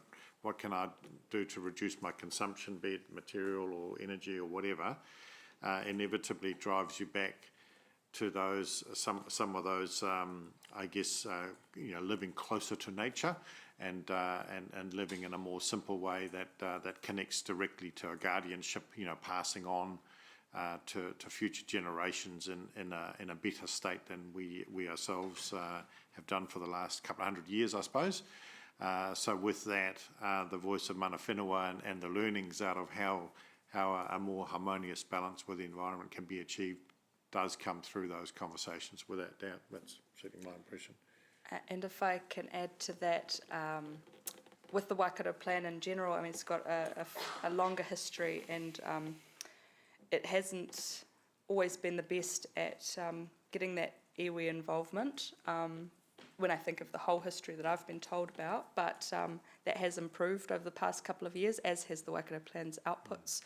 On the climate change workstream in particular, while we haven't had Māori representation to a large degree, I have taken the time as co-lead to learn of some of the various activities going around the place. So had a fantastic chat with Lorraine Dixon from Waikato Tainui, who's in charge of much of the climate change work. A great conversation with Lani Kiriopa from Te Arawa on their climate change strategy. So it's been in mind, and largely because it is obvious from the fact that Indigenous cultures have had a very, very long history of culture, tikanga practices of looking after the environment and living in balance with it, which is something that the Western world definitely can learn from, and the Western world view. So it's there, but mindful, obviously, of the fact that it's in a volunteer capacity, that we try and feed some of this information in, but not necessarily having somebody there all the time to give us that information. But so welcome. Yeah, kia ora. I did a presentation recently to a school, and it was around climate change. And I remember a good friend of mine, Barack Obama, made a presentation to the university, and they asked him the question, how can they make a contribution towards climate change, towards improvement, of course. And his answer was ensure that your parents pump your tyres up to the right pressure in your cars. So there's little incremental things like that that could help provide that sort of thinking towards behaviour, towards action. So definitely, and that's just great things that used to get passed on that maybe don't get talked about so much because we're living in a bit more quick-paced, busy, wasteful kind of way. But ultimately, just want to make clear, even though we want to have those touch points for people to do what they can do, the burden of resolving these things should never be on the individual. It is very much important that governments and large businesses with large footprints in particular do their part, and no one as an individual should underestimate their contribution of just even contacting someone such as councillors or even environmental managers at factories like I once was, with a request for that company or that organisation to do more in this space. There are systems built up in the background for feedback such as that to come in, and it's really, really helpful, as councillors would know, to be able to come to a table and say, I want this because somebody has told me that this is what they want, and they are one of my constituents. Thank you. Kia ora. Any further questions? If there are none, hey, look, thank you both so much, obviously, for your attendance today and that collaboration. You know, and I take your point, certainly in terms of the Waikato Plan, that you know, in terms of the people who sit on that and the different sectors, and that's really important. But thank you so much, both of you, for your time. It's been excellent. Thank you. Thank you. Thank you. All right, colleagues, we're going to. Oh, sorry. Thank you. I move that the report be formally received, seconded by Mayor Southgate. All those in favour will say aye. Those to the contrary will say no. It is carried. Thank you so much. We're now going to take just a 10-minute max break for a latte, etc., coffee, and then we'll be back. Okay. Thank you.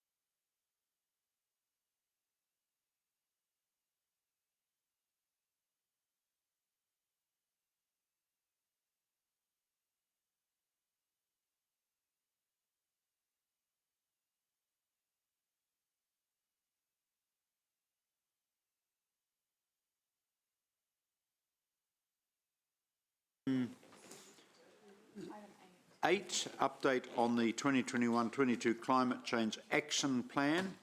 Poppy and team, if you'd like to join us, and we are in your hands. Thank you. Thanks. Kia ora koutou. Thank you, Chair Martin. The purpose of this report is to provide an update on the current Climate Change Action Plan. So this is a third monitoring report for the current Climate Change Action Plan, the first one being brought in November last year and the second at the previous Environment Committee in February. So we discussed with the Chair and Deputy Chair around providing a bit more of a lighter version of this report based on kind of current workload and staff sickness across the organisation.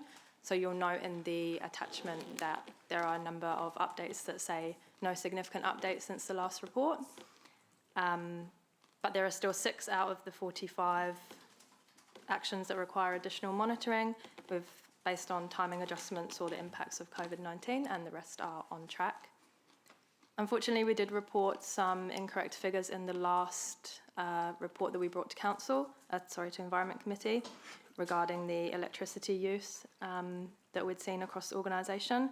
So this was just due to some incomplete data at the time of reporting.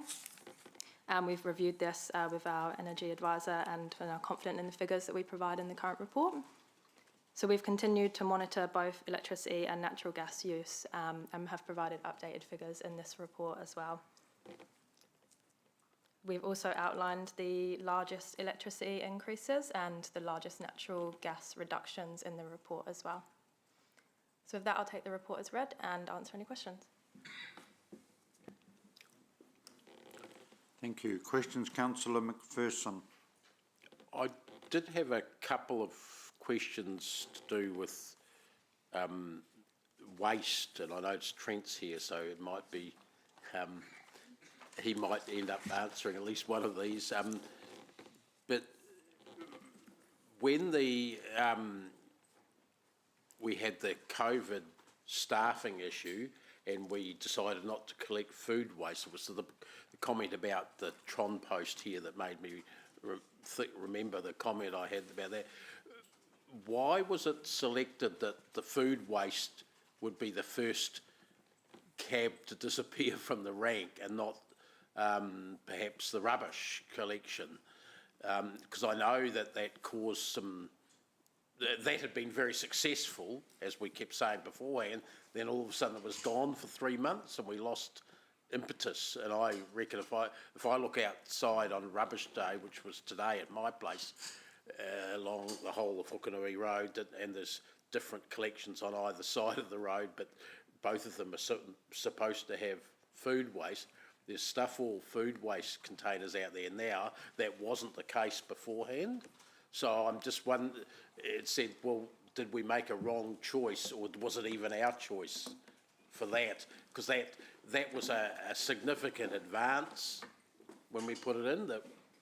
The impetus would have been, the food waste collection would have been, I would have thought was good to collect. So I'm trying to find out the genesis of that, you know, and worried that if we have similar disruptions in future, that might be also suffering in future.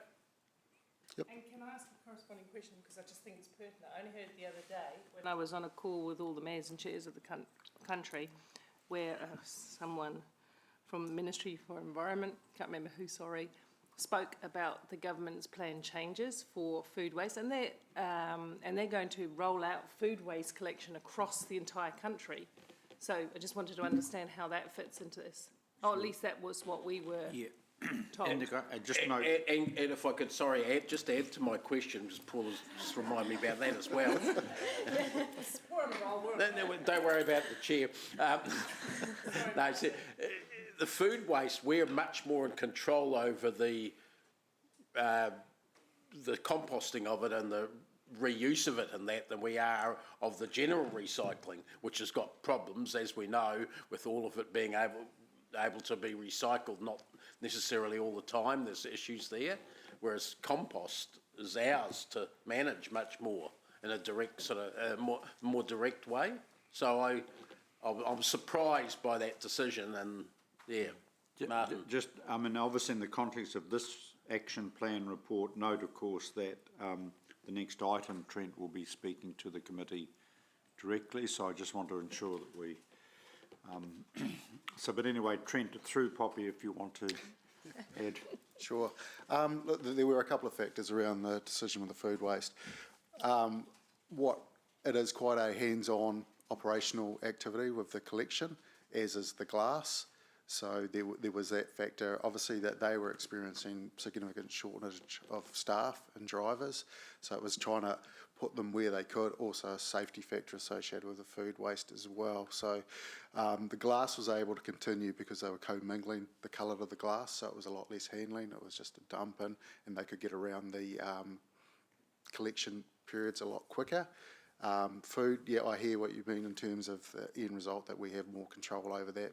And it's not influenced by markets or others receiving those products. So it was more, I think it was, I wouldn't say the easiest to drop off, but it was, in terms of their staffing, it was the most logical one for them to step aside. And it was very unfortunate because we know we have to rewind and try and go back to where we were before with the food waste collection. Yeah, well, look, I question the operational decision there.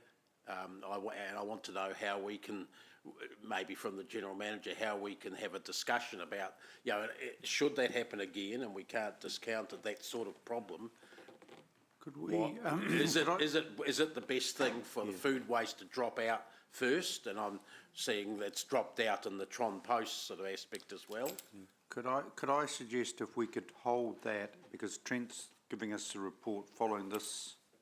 Yeah, sure. Sure. As long as we can... I know, Conor, it's absolutely held, but can I suggest that if we cover that, I think, in terms of item 9, and just some of the micro detail that you obviously correctly and understandably want to get into.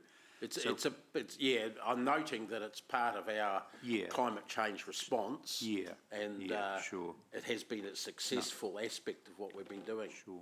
So if we can just actually come into some of the detail on that, given the high level you just noted, and then come back to Trent on that. This other one was the waste plans for new developments that I want to ask about. Do we have something like a best practice manual or design for new developments? Because I've sort of seen at a slight distance some of the problems and debates with developers about how much room's required for access to that. I mean, I totally agree with the issue here, but how do we get more mandate the buy-in from these developers so that they don't try and squeeze you to such an extent that you can't actually deliver on that one? Yes, we do. That's been a big part of what we've been pulling together around for those waste plans. We wanted to have the tools available for the developers and the builders. So there are guidelines. We've got a dedicated page within Fight the Landfill for that information. So yeah, and now we've kind of been developing best practice guidelines, and they have been sort of grabbed in other regions as well for the work that we've been doing. So. Oh, that's good. I was going to ask if it was sort of similar issues around the country. So sounds good. Yep. Okay. Thank you, Mr. Chair.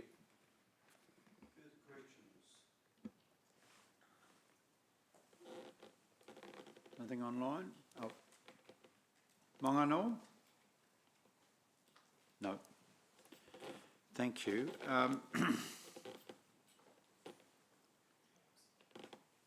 If there are no further questions on the... Poppy, do you have anything else you want to... Sorry, Paula, were you? Yes, I do. Yeah. Just thank you for your good work on this, and it's an evolutionary process. It seems to me, sorry to give it a preamble, it does seem to me from the conversation that I was listening to last week that the government is focused much more intensely on waste streams, and part of that's, of course, involved with climate work. In terms of, I've said this for many years, so it won't come as any surprise to anyone. In terms of the other waste streams that we can tackle that we currently don't, I would like to understand what are we doing with medical waste and incontinence, which was an issue with the size of the bin, which I did raise to the question panel I was talking to on that call. The other one, of course, is tyres. We've got Golden Bay up and operational now, but how is that making any impact on the treatment of waste tyres? That's one. And the third one is basically around construction waste. Oh, I've got four actually. Construction waste, which used to be, and I haven't seen it, Kirsty, is there used to be about 30% of the pie chart at one stage, construction waste. Don't know where it sits now. And the last one is, I've forgotten, oh yeah, events. How are we going to increase and normalise, given that it takes some resource and manpower, normalise the best practice of waste separation and avoidance, actually, at events. Sorry, that's quite a lot, isn't it, I think, actually? yeah, I think in part this is a segue. I hate to use that segue. This part leads us into the next item with Trent, but Poppy, in terms of your portfolio and overall brief, if you want to make commentary on that. Sorry if I've got it in the wrong place. No, that's okay. Yeah. Yeah, I think really important points around the waste outside of our curbside collection as well. We will be, or we have in the draft climate change strategy, a focus area in there on increasing our focus on reduce, reuse, recycle.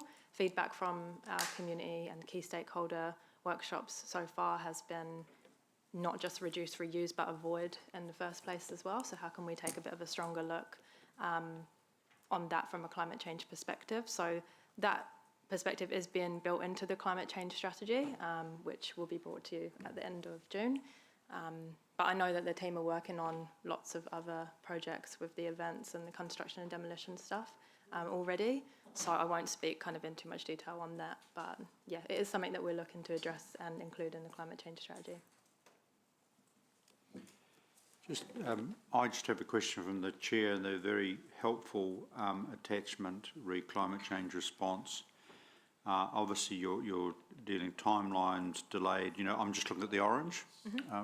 Is there anything you wanted to add on that? Is there anything that's giving you particular anguish, respecting that? If we look at the orange, you know, COVID has obviously had a huge impact on us. I notice education and training at risk COVID-19 impact, for example. I'm not sure if you want to add anything on that. I mean, these are just how we're dealing with the, if you like, the hopefully the exit we can, yeah. Yeah. I won't speak to the education and training piece because that's kind of the biking and transport team, but we have got our climate change and climate change policy and strategy that were pushed out to the 30th of June because of the impacts on COVID on the team.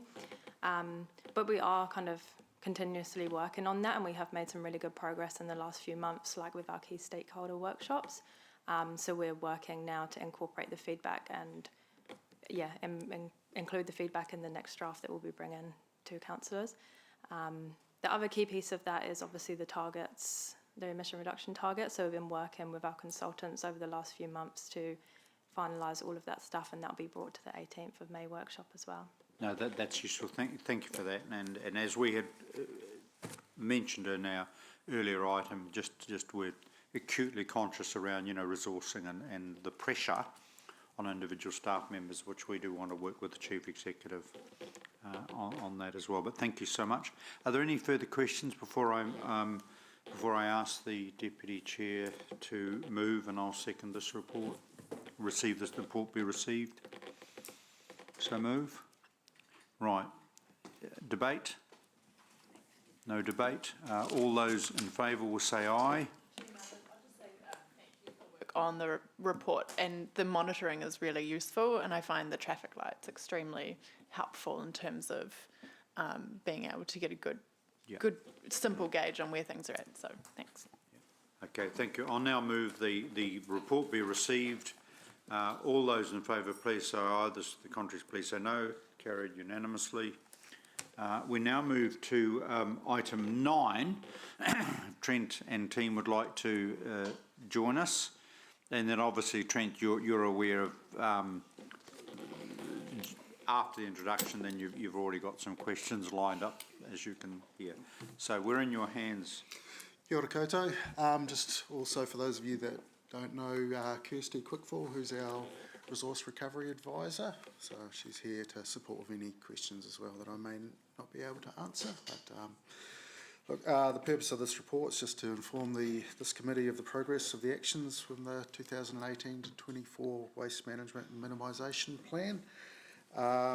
Just noting that there was no report provided in 2021 due to COVID. I'll just add that I guess there's been considerable focus on the new service, being one of the largest actions within the Waste Management and Minimisation Plan, and it has, I guess, created, taken a lot of resource away, thrown in COVID, which has really sort of hamstrung us operationally, also from a service perspective of dealing with that.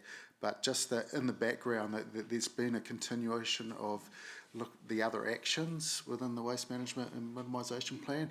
And I just want to acknowledge Kirsty, because she's kind of been holding up the fort for us in that space, while a lot of us have been actually more focused with service activities. So, with that, I'll take the report as read and move on to any questions.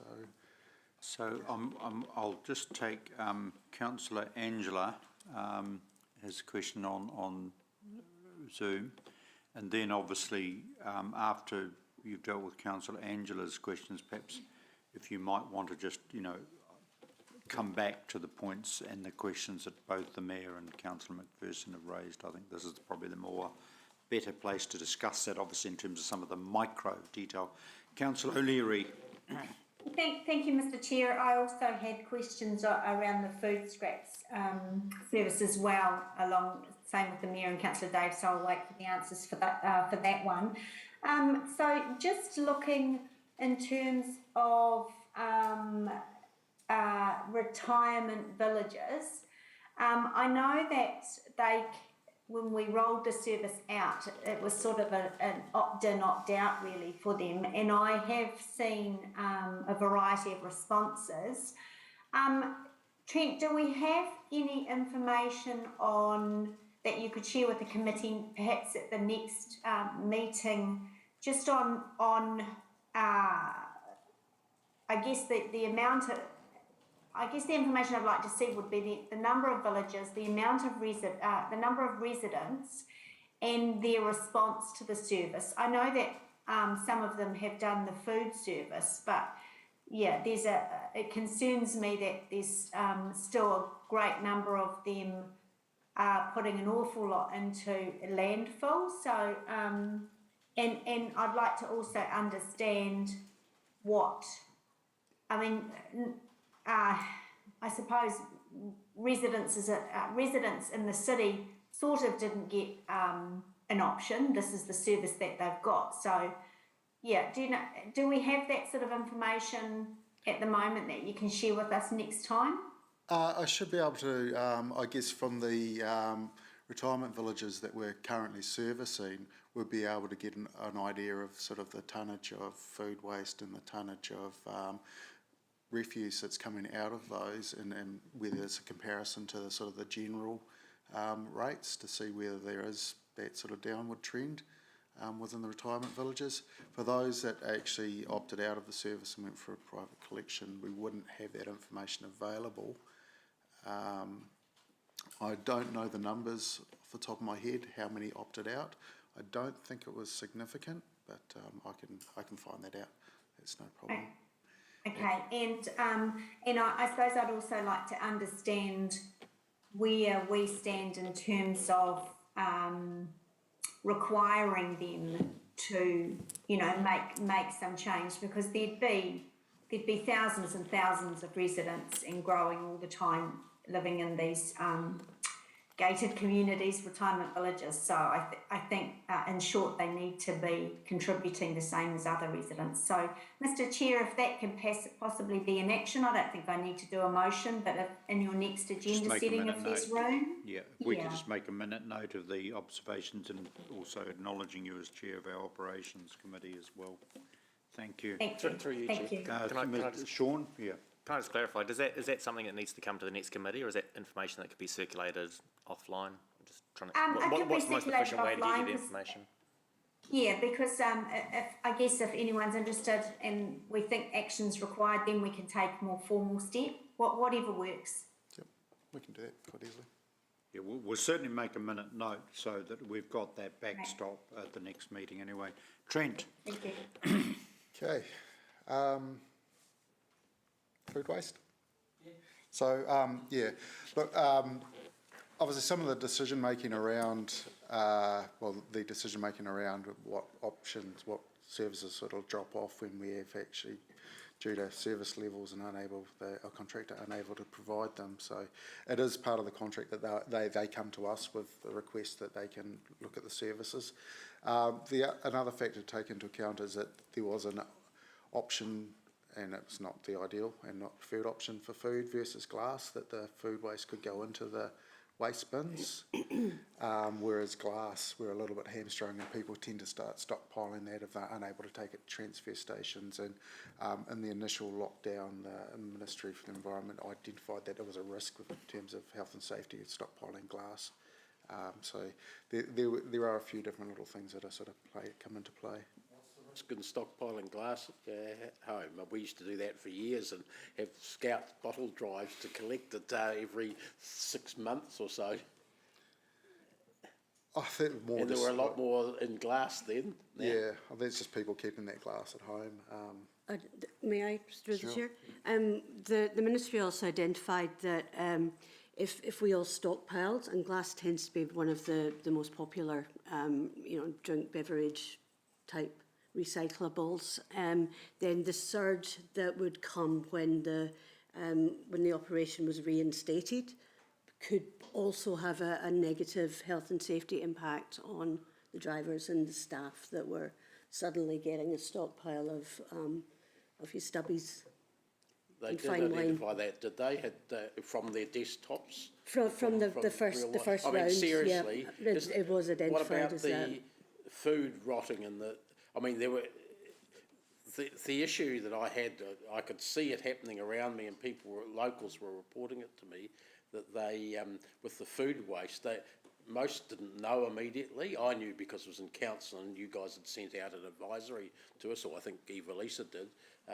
Actually emailed it to us, but you had written it, you guys. So I knew straight away. I didn't tell my son in time, and he put it out, and the bin disappeared, and the neighbours all put theirs out anyway, and they were saying why, because they knew I was on council, why wasn't it collected? And it was getting the message out seemed, and the food's rotting in the meantime there. No. And a lot of them don't have their own compost bins, which was one of the suggested alternatives. Whereas glass, you can just put in a cardboard box in the garage or for a while if you have to. Whereas you can't do that with food waste, and that was such a. We weren't sure when we instituted it how well it would work, to be honest. We were pleasantly surprised that it worked very well, and we wanted. I would have wanted us to have the opportunity of keeping that going ahead of some of the others. No, yeah, I hear where you're coming from. Now, I don't. If the ministry were advising that, Kirsty, I think that they shows their lack of. Involvement, are they ordinary members of the public, or are they nerds sitting behind desks and computers? Seriously, I can't.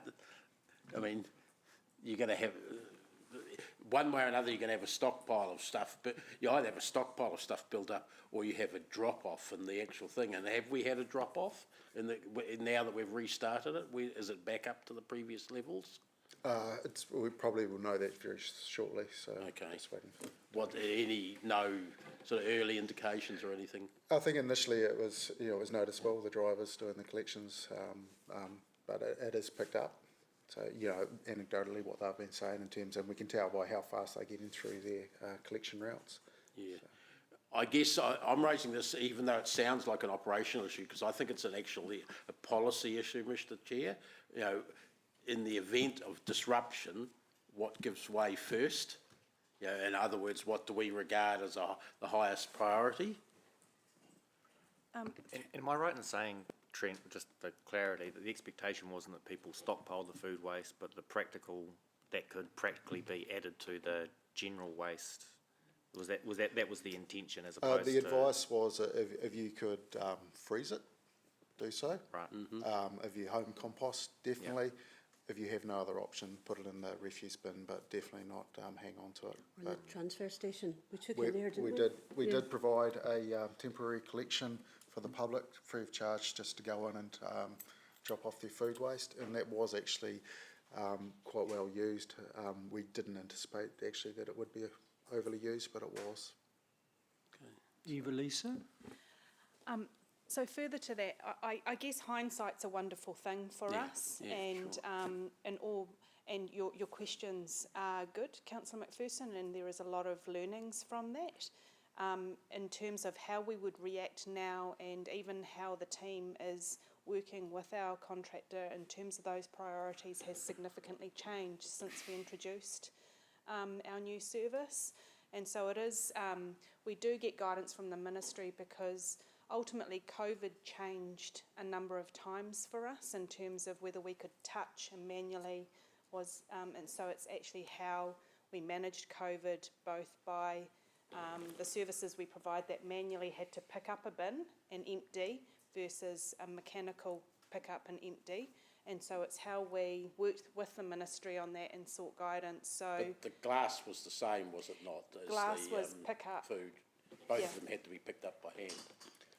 Yes. Yes. Yep. Yeah, and so the mechanical services were guided by the ministry as a priority. And so now we can look at those sorts of things and we have a better understanding of the questions we would ask in terms of, and guidance that we would seek from our contractor.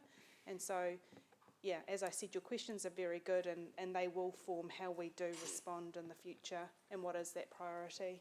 Yeah, I don't want to say anyone did anything wrong either then, because in the middle of the crisis you do what you have to do. I am thinking, what should we do if it happens again, and how do we handle this? Just on that, before Councillor Van Oosten, you'll be tracking obviously the ongoing uptake of food waste. I think you mentioned that before. And the other thing, this might be really anecdotal, and just talking to one of your excellent contractors or people that with the actual bins, that their structures sufficiently robust, because obviously there's a manual handling element in them. The small food waste bins. The actual bins themselves? Yeah. I've had a few breakages. They're probably not as robust as the larger bins.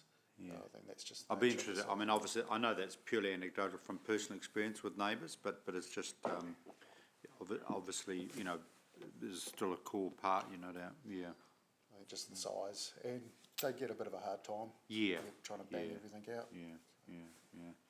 Okay, Councillor Van Oosten. Thank you.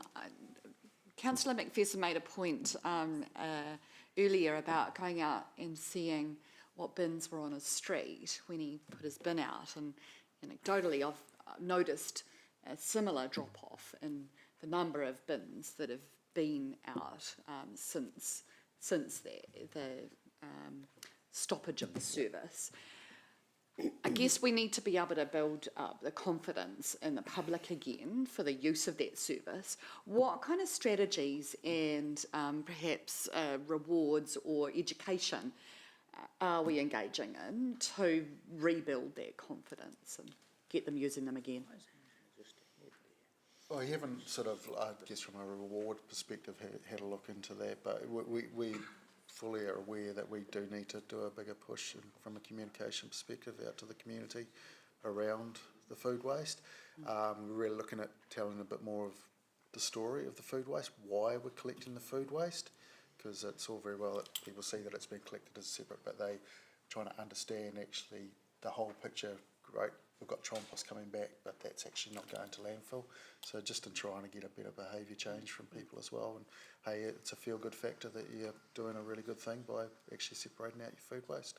And can we engage some of the community organisations that are receiving the Trompost in order to be able to get that message out to their networks, etc., to to build that wider support.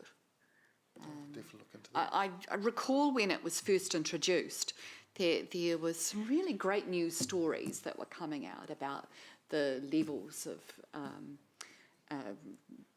waste that we were collecting, what it meant in terms of the end product, etc.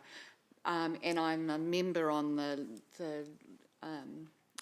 what is the little app called? I get all the messages and stuff. Antenno, that's right, yeah. So, I guess that could be an opportunity. So I do get those messages about the service and what have you, but I don't know how widely that is taken up by others in the community. Yeah, it was unfortunate with Omicron because we had acknowledged the first time round with the first lockdown that we started moving down that path of trying to reinvigorate the food waste, and then obviously Omicron hit. So at the moment, it's been weathering the storm. We need the full confidence that we're not going to turn around and taking on Councillor McPherson's comments that if the food waste have to be put on hold again for whatever reason. So we just wanted to make sure that we're out of the woods, and then we can go hard in terms of just trying to get people re-engaged with the food waste collection. Through the chair, if I can answer as well. So behaviour change takes a long time. It doesn't happen, as we know, overnight. And so we've got a system in place, which is awesome. And we are also, we've just last week, in fact, and this is still we're funding a couple of large projects to change people's behaviour around the value of keeping waste, food waste particularly, out of the landfill. So that's part of behaviour change. We've introduced in the business sector, and there'll be a small launch soon, a new app called Footprint, and that's giving cafes and restaurants the opportunity at a certain time of the day, usually around 3:30, 4, any cabinet food that hasn't been sold, they'll sell it at half price, and if you're on the app, it dings and tells you which cafe. So we're doing that. We're working with Sky City and the Business Association as well. So we're coming at the whole notion of keeping food waste or reminding people its value from a few different angles, and hopefully that will help to support building up the service as well. Will that also be coupled with the notion of reducing or absolutely putting it in the bin in the first place? So like, I don't know, cook it up into a stew or a soup or something.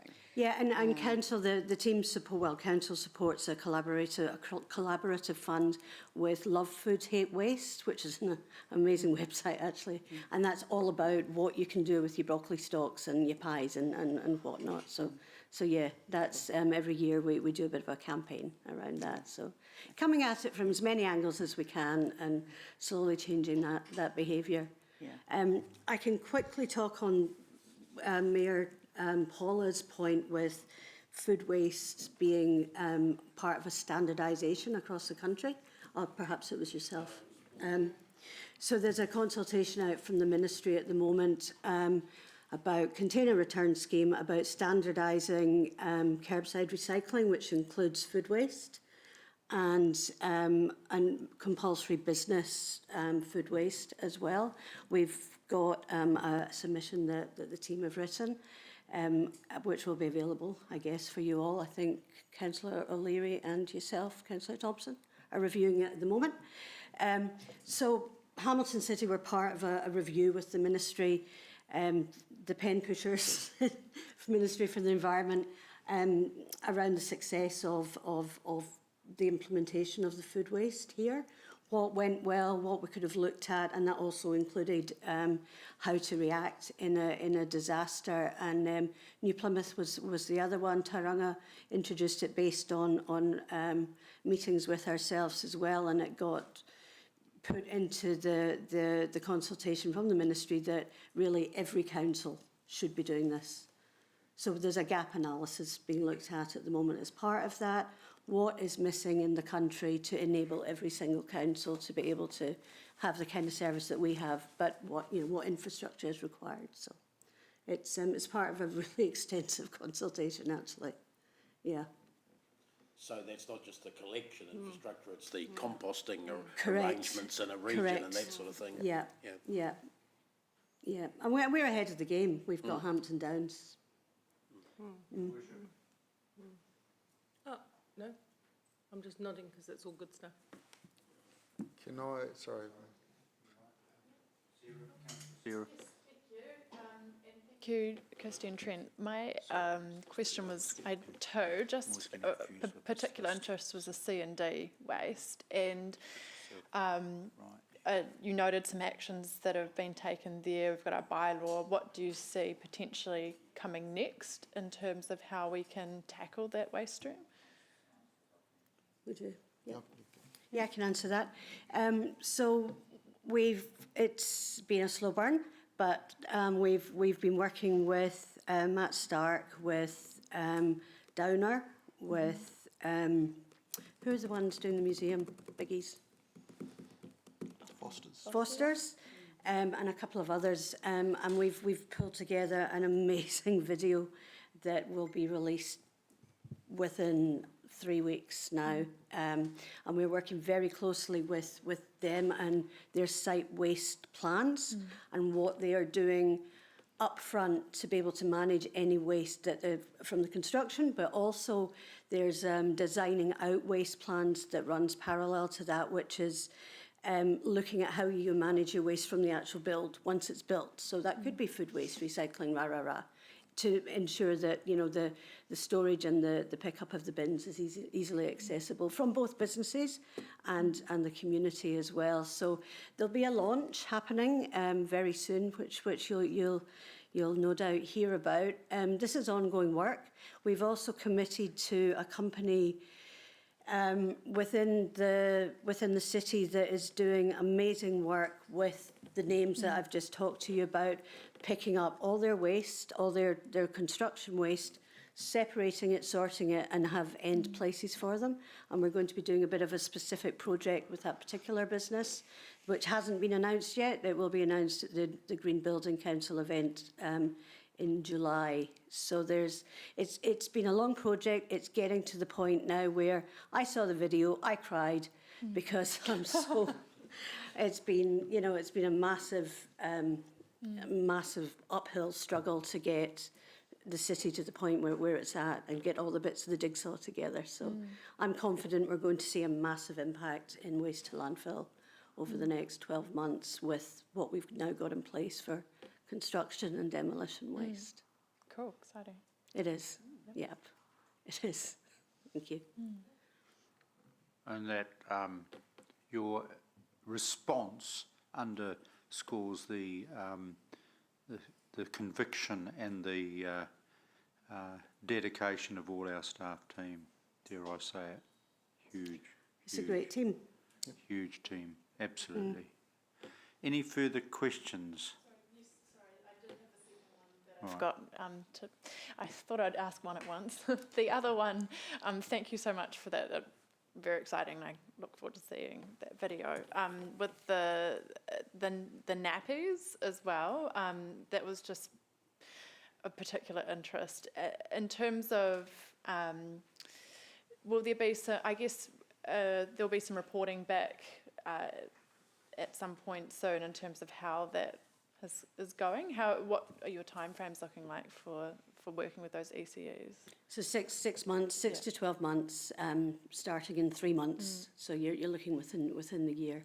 Okay. So for those of you who aren't aware, we've funded a reusable nappy project, a small business, startup business, to work with 100 kids over a number of ECEs to show them that it's really doable. Also working with Parakori, who are doing the same in the Maori community as well. So again, another slow burn project that looking forward to seeing the results. There's a number of barriers to reusables, so we would like to help the community work through those barriers. That should then, in theory and in practice, I believe, have an impact on the amount of waste going to being put out in the curbside at the moment as well. Nappies do make up a large percentage of the waste stream. Do you have any idea in terms of the amount of waste, nappy waste coming from households versus like ECEs, kind of if all ECEs were to offer that option, what that kind of impact could be? You're looking at 3 million per annum. Yeah. It's a lot. Yep. Yeah. Thank you. You're welcome. And thank you for your support in that as well, Councillor Thompson. Trent anticipates my next question, and he knows exactly what it is. It's a sort of for the other end of our, predominantly for the older end of our population, the whole issue of medical waste and sanitary, and realise that's a moving target. Are we coping? We're, I guess we're still continuing to look after sort of a small number of individuals. In terms of an end solution, we still don't have anything around the sort of the medical waste and the disability waste. We've kind of left the DHB alone a little bit. They've had their understandable challenges, but it's something we need to sort of reignite with them around just working together to find what's the best way forward with that. Thank you. Any further, Mayor Southgate? Green questions, aren't we still? Yeah, thank you. Yes, I do have a couple. We did talk about waste events and how we're going to, are we seeing greater uptake? Because I know it's hard to monitor the manpower, the person power, around separating and getting people to do the right thing. Are we seeing any tangible results from the trials that we've done? Because I know we did put our toe into the water with a few, but how's it going? And what's the next step? It's probably with COVID and lack of events that we've really had that challenge in terms of being able to they're all take open that. with abundance now. But So I guess, we're just trying to get back into everything again. So I don't have anything that really to provide you around events at this stage. And I love the work you guys do, and I totally Can you speak up a wee bit, Paul? Sorry, I love the words that I was thinking in my head then. I love the work that you do, and we are certainly leading in the country across a number of areas. I'd like that to continue. And so one of the concerns is, what are we doing? The hierarchy is avoid, reduce, reuse, recycle, dispose. Did I miss one? But anyway, it was about that. And I'm always interested in the avoid bit and where we're going with that.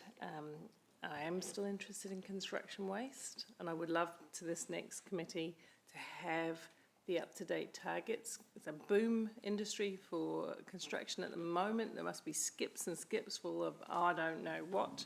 I'd love to understand what's going on in that space and how we work with people like the Master Builders Association and so on, whom I have close contacts with, and I could be of assistance perhaps. So construction waste and the avoidance, we're always talking about what we do when we've got it, when we've got the waste in stream. So I'll keep asking that. I know it's harder nut to crack, but can you give me a little bit of perspective on what your team's... Yeah, I can talk to that specifically through, again, the consultation, Transforming Recycling. So that also talks of standardising the whole country to only collect 1s, 2s and 5s, as well as food waste. So I put a lot of time and effort with my thoughts into that, as did many of my peers, because avoidance is still the biggie. Reduce, reuse, recycle. Recycle is always seen as a silver bullet, which it most certainly is not. So there's quite there's a committee I sit on as well, external to council, and we've put massive emphasis on how these new national guidelines, mandates actually, and new legislations will put pressure on avoiding the waste. So if we do not allow certain products to be manufactured, product stewardship comes into it. So if you do manufacture it, you have to pay quite a hefty amount of money. So there's only so much that we can legislate at a local level, but we are part of a big group putting great pressure on central government to support us both financially but also with standardising messaging as much as anything. So if there's a role I can play, especially as these conversations are now being handed at mayors and chairs level, and I'm actually metro sector on Friday, I think, I've lost track of the days of the week, in Wellington. There's a chance for me to add my voice to the mix. I just need the information at hand to do so. So I'm happy to do that. I mean, I did advocate for tyre track and the other thing whenever. So yeah, that would be really good. If there's something I can do to elevate the discussion. Also noting we are in the phase of determining remits, and I'm starting to get remits for the local government conference. If there is anything that we want to test through dialogue, that might be a way to do it as well. I'm just Sean, also, I don't know. if I can, in terms of meeting, key bits of this presentation is obviously the building waste. We just make a note of that in discussion, and also the issue of the food waste, so that sort of two sort of strands have, and also the Definitely want to monitor the construction nappy, waste if I though. could. You can't Just- deal with what you don't measure. With our sort of semi-descriptive minutes, if we at least can include that, that would be good. Any further? Sorry, Councillor. Yeah, sure. Through the chair. In terms of the new project that we are doing with just to give you a quick update, in terms of the new project with this new business in Hamilton, part of that is giving us that breakdown of exactly what construction waste they have. We've really struggled getting it from transfer stations, but they've committed to us giving us that. And if we can have an understanding from that percentage of large builders, then we should be able to calculate out what the city is producing in terms of C&D waste. It's also worth noting that from July this year, there will be a requirement for all C&D waste to enter a different landfill, and all those weights and measures are in place as part of the waste expansion scheme that the government introduced 2 years ago. Thank you. Great. Thank you. Any further questions? No, I will move that the committee receives the report. Seconded Councillor McPherson. Debate. If there is no debate, I thank you very much for the presentation update, and we'll obviously make some notes as well in terms of some of the key features. All those in favour, please say aye. Those to the contrary, the motion is carried. We now move on to the item 10, the General Manager's Report. Sean, we're in your hands.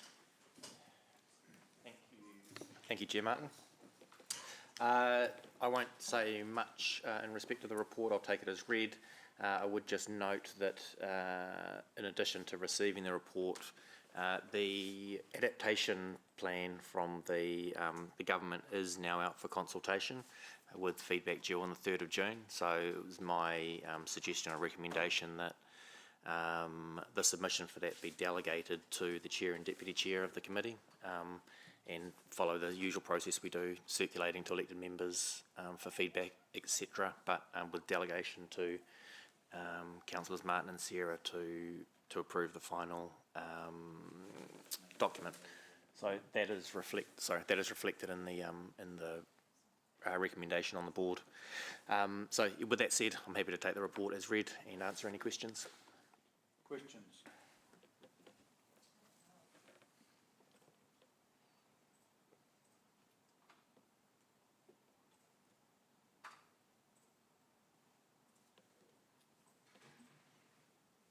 Nothing online? Nothing in the chamber? In terms of, there's what we do and there's how we communicate, Sean, with the public about what we do. Two different things, slightly connected. In terms of some of the really great work that we do, and we haven't done because of COVID, but we are neighbourhood events, your neighbourhood event, those things. Is there some way to put some information around what we're doing or what we're hoping to do through climate change there? Because I've seen some really good stalls, if that's the right word, at your neighbourhood. We do quite a lot around water. Yep. Is there any way to put together some resources so that we're not just operating in a vacuum from the public? Yeah, I think it's a really good suggestion. So our next neighbourhood event is coming up in June, I think, in Dinsdale. And Julie's waving at me, so she wants to say something about this. Thank you for for the chair. Yes, we have already signalled that we'd like to have a climate change presence at the Your Neighbourhood event on the 18th of June, and Emily is working hard with us to make sure that that has a balance of stuff that talks about stuff we're doing as council, but also importantly picks up on what Jennifer was talking about earlier today about what people can do themselves as well. So we want to make it really sort of engaging, informing. Thanks, and I presume, Julie, that it will also involve the public being able to make suggestions to us about how we could help them in this space as well. Do you want to talk about that? Like, you know, I don't know, Martin's favourite sticky notes or some other mechanism that we do. Yeah, so as part of the the action plan that we're drafting, the event will be used towards that as well. So getting some feedback from the community that we can then look at potentially including in the action plan. Cool. There you go, Sarah. Long. Yep. Brilliant. Thank you. You were already ahead of me on that one. Thanks. And attachment. Hey? Saying the attachments notice, I just want to do a big shout out to our comms team, you know, particularly for the media and for the Seriously, and also, you know, for the website and that whole interaction, because obviously, as we know through our comms team, it's the hearts and minds, number one, and we're totally aware of the communication, particularly within our schools for obvious reasons for the next generation. But there's a really good, thank you for that list, read the media stories, and another one coming up again on this Friday, of course, with the nature in the city. But that's really good, and just the point about the community, including our community engagement, that's good. So that's all there. Any further questions? Right. I will move that the General Manager's report be received. Seconded by Councillor Donovan. Debate. There's no debate. Mayor Southgate. Thank you. Just to say, good report. Thank you for that. And thank you for the work that you've done, Sean, in picking up the work of this committee. It's been a bit of an evolution, and, you know, in extraordinary terms, in times that we've had when it's hard to pick up new things in the middle of COVID, etc., lockdown, all of the things that go ahead. But you've heard today the challenge that's laid down at the feet of staff, which is to give this a little bit more push, and I acknowledge Martin, Sarah and Angela for a lot of the work that they've been doing to give this some momentum, and I fully support that.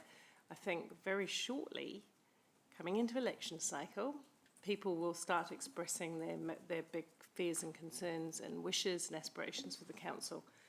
And I have no doubt whatsoever that climate action will be one of those that we see come to the fore again, like we did with the last election. And we all want to be in the place, and I think we are in the place, but we can do more, where we don't have to tell them we've done nothing. But which I think is not the case, but it's around that clarity of communication. This is what we've done. It's a start. This is where we're going. This is what we've got in train. This is the resources we're putting to it. I think that's really important. So, but, you know, I thank you, because, you know, it was a new portfolio, and here we are. Thanks, Martin. Yeah, thank you, and thank you to, obviously, as we have, to the entire staff team. And I think, to me, you know, just, you know, the multimedia approach, and in terms of to me, the critical aspect too is the communication, obviously, and for me, you know, the multi-levels of that communication, and where and how that happens, and, you know, where there are positive stories, we tell them. Where there are challenges, we obviously are honest and open in our dialogue with our community, and dare I say it, for obvious reasons. And the Mayor, there's an event coming up later in the year in the election. There will be robust, good conversations, and may that be. But whoever is elected after, in the next triennium, the problems are still here and still to be faced. But thank you all, if I can, to you as the staff team, and we will continue to have robust democratic arguments around resourcing for obvious reasons. Any other further? Right, absolutely. You know, okay, thank you, but thank you all. Okay, yes, yes, if you would. So I'm going to just move that the GM's report be received. All right, did I move that? Oh, sorry, God, this shows how. He seconded it? Right, okay. I will put, thank you for that reminder, Dave. Thank you, not a good day. Yeah, thank you. Sorry about that. Gosh, that's a foot in the mouth one, that one. Okay, look, seriously, I'll just put the motion. All those in favour, please say aye. Those to the contrary, it is carried unanimously. Okay. Mr. Chair, before you do that, with it was sounding like you were making a valedictory speech before, but I am checking that there is actually a meeting in approximately 3 months' time of this committee. Yes. They're good. Good. Absolutely. Okay. So you were just okay. You were just sort of practicing for your valedictory, were you? Well, is that an invitation? Is that an invitation to show the exit door? Anyway, that's another story. That's still to be decided. Councillor Sarah. Yeah. All right, I'll close the meeting. E te atua, tēnei te wā whakamutunga o tēnei hui. Homai te aroha, te tui me te whakapono, hei te aki tēnei rā tono. Amene. And that was a slightly poor rendition of, we have come to the conclusion of meeting, continue to bless us with love and kindness for the rest of the day. Amen. And ngā mihi nui, thank you, Norm, for the words that you just, Norm actually wrote this, so thank you. Thank you, Norm. See you, Angela, I'm going to call you shortly. Credit to you for practicing on your committee. She may not be able to hear you because your microphone's off. Okay. And everyone's coming to the community grant celebration. Yeah.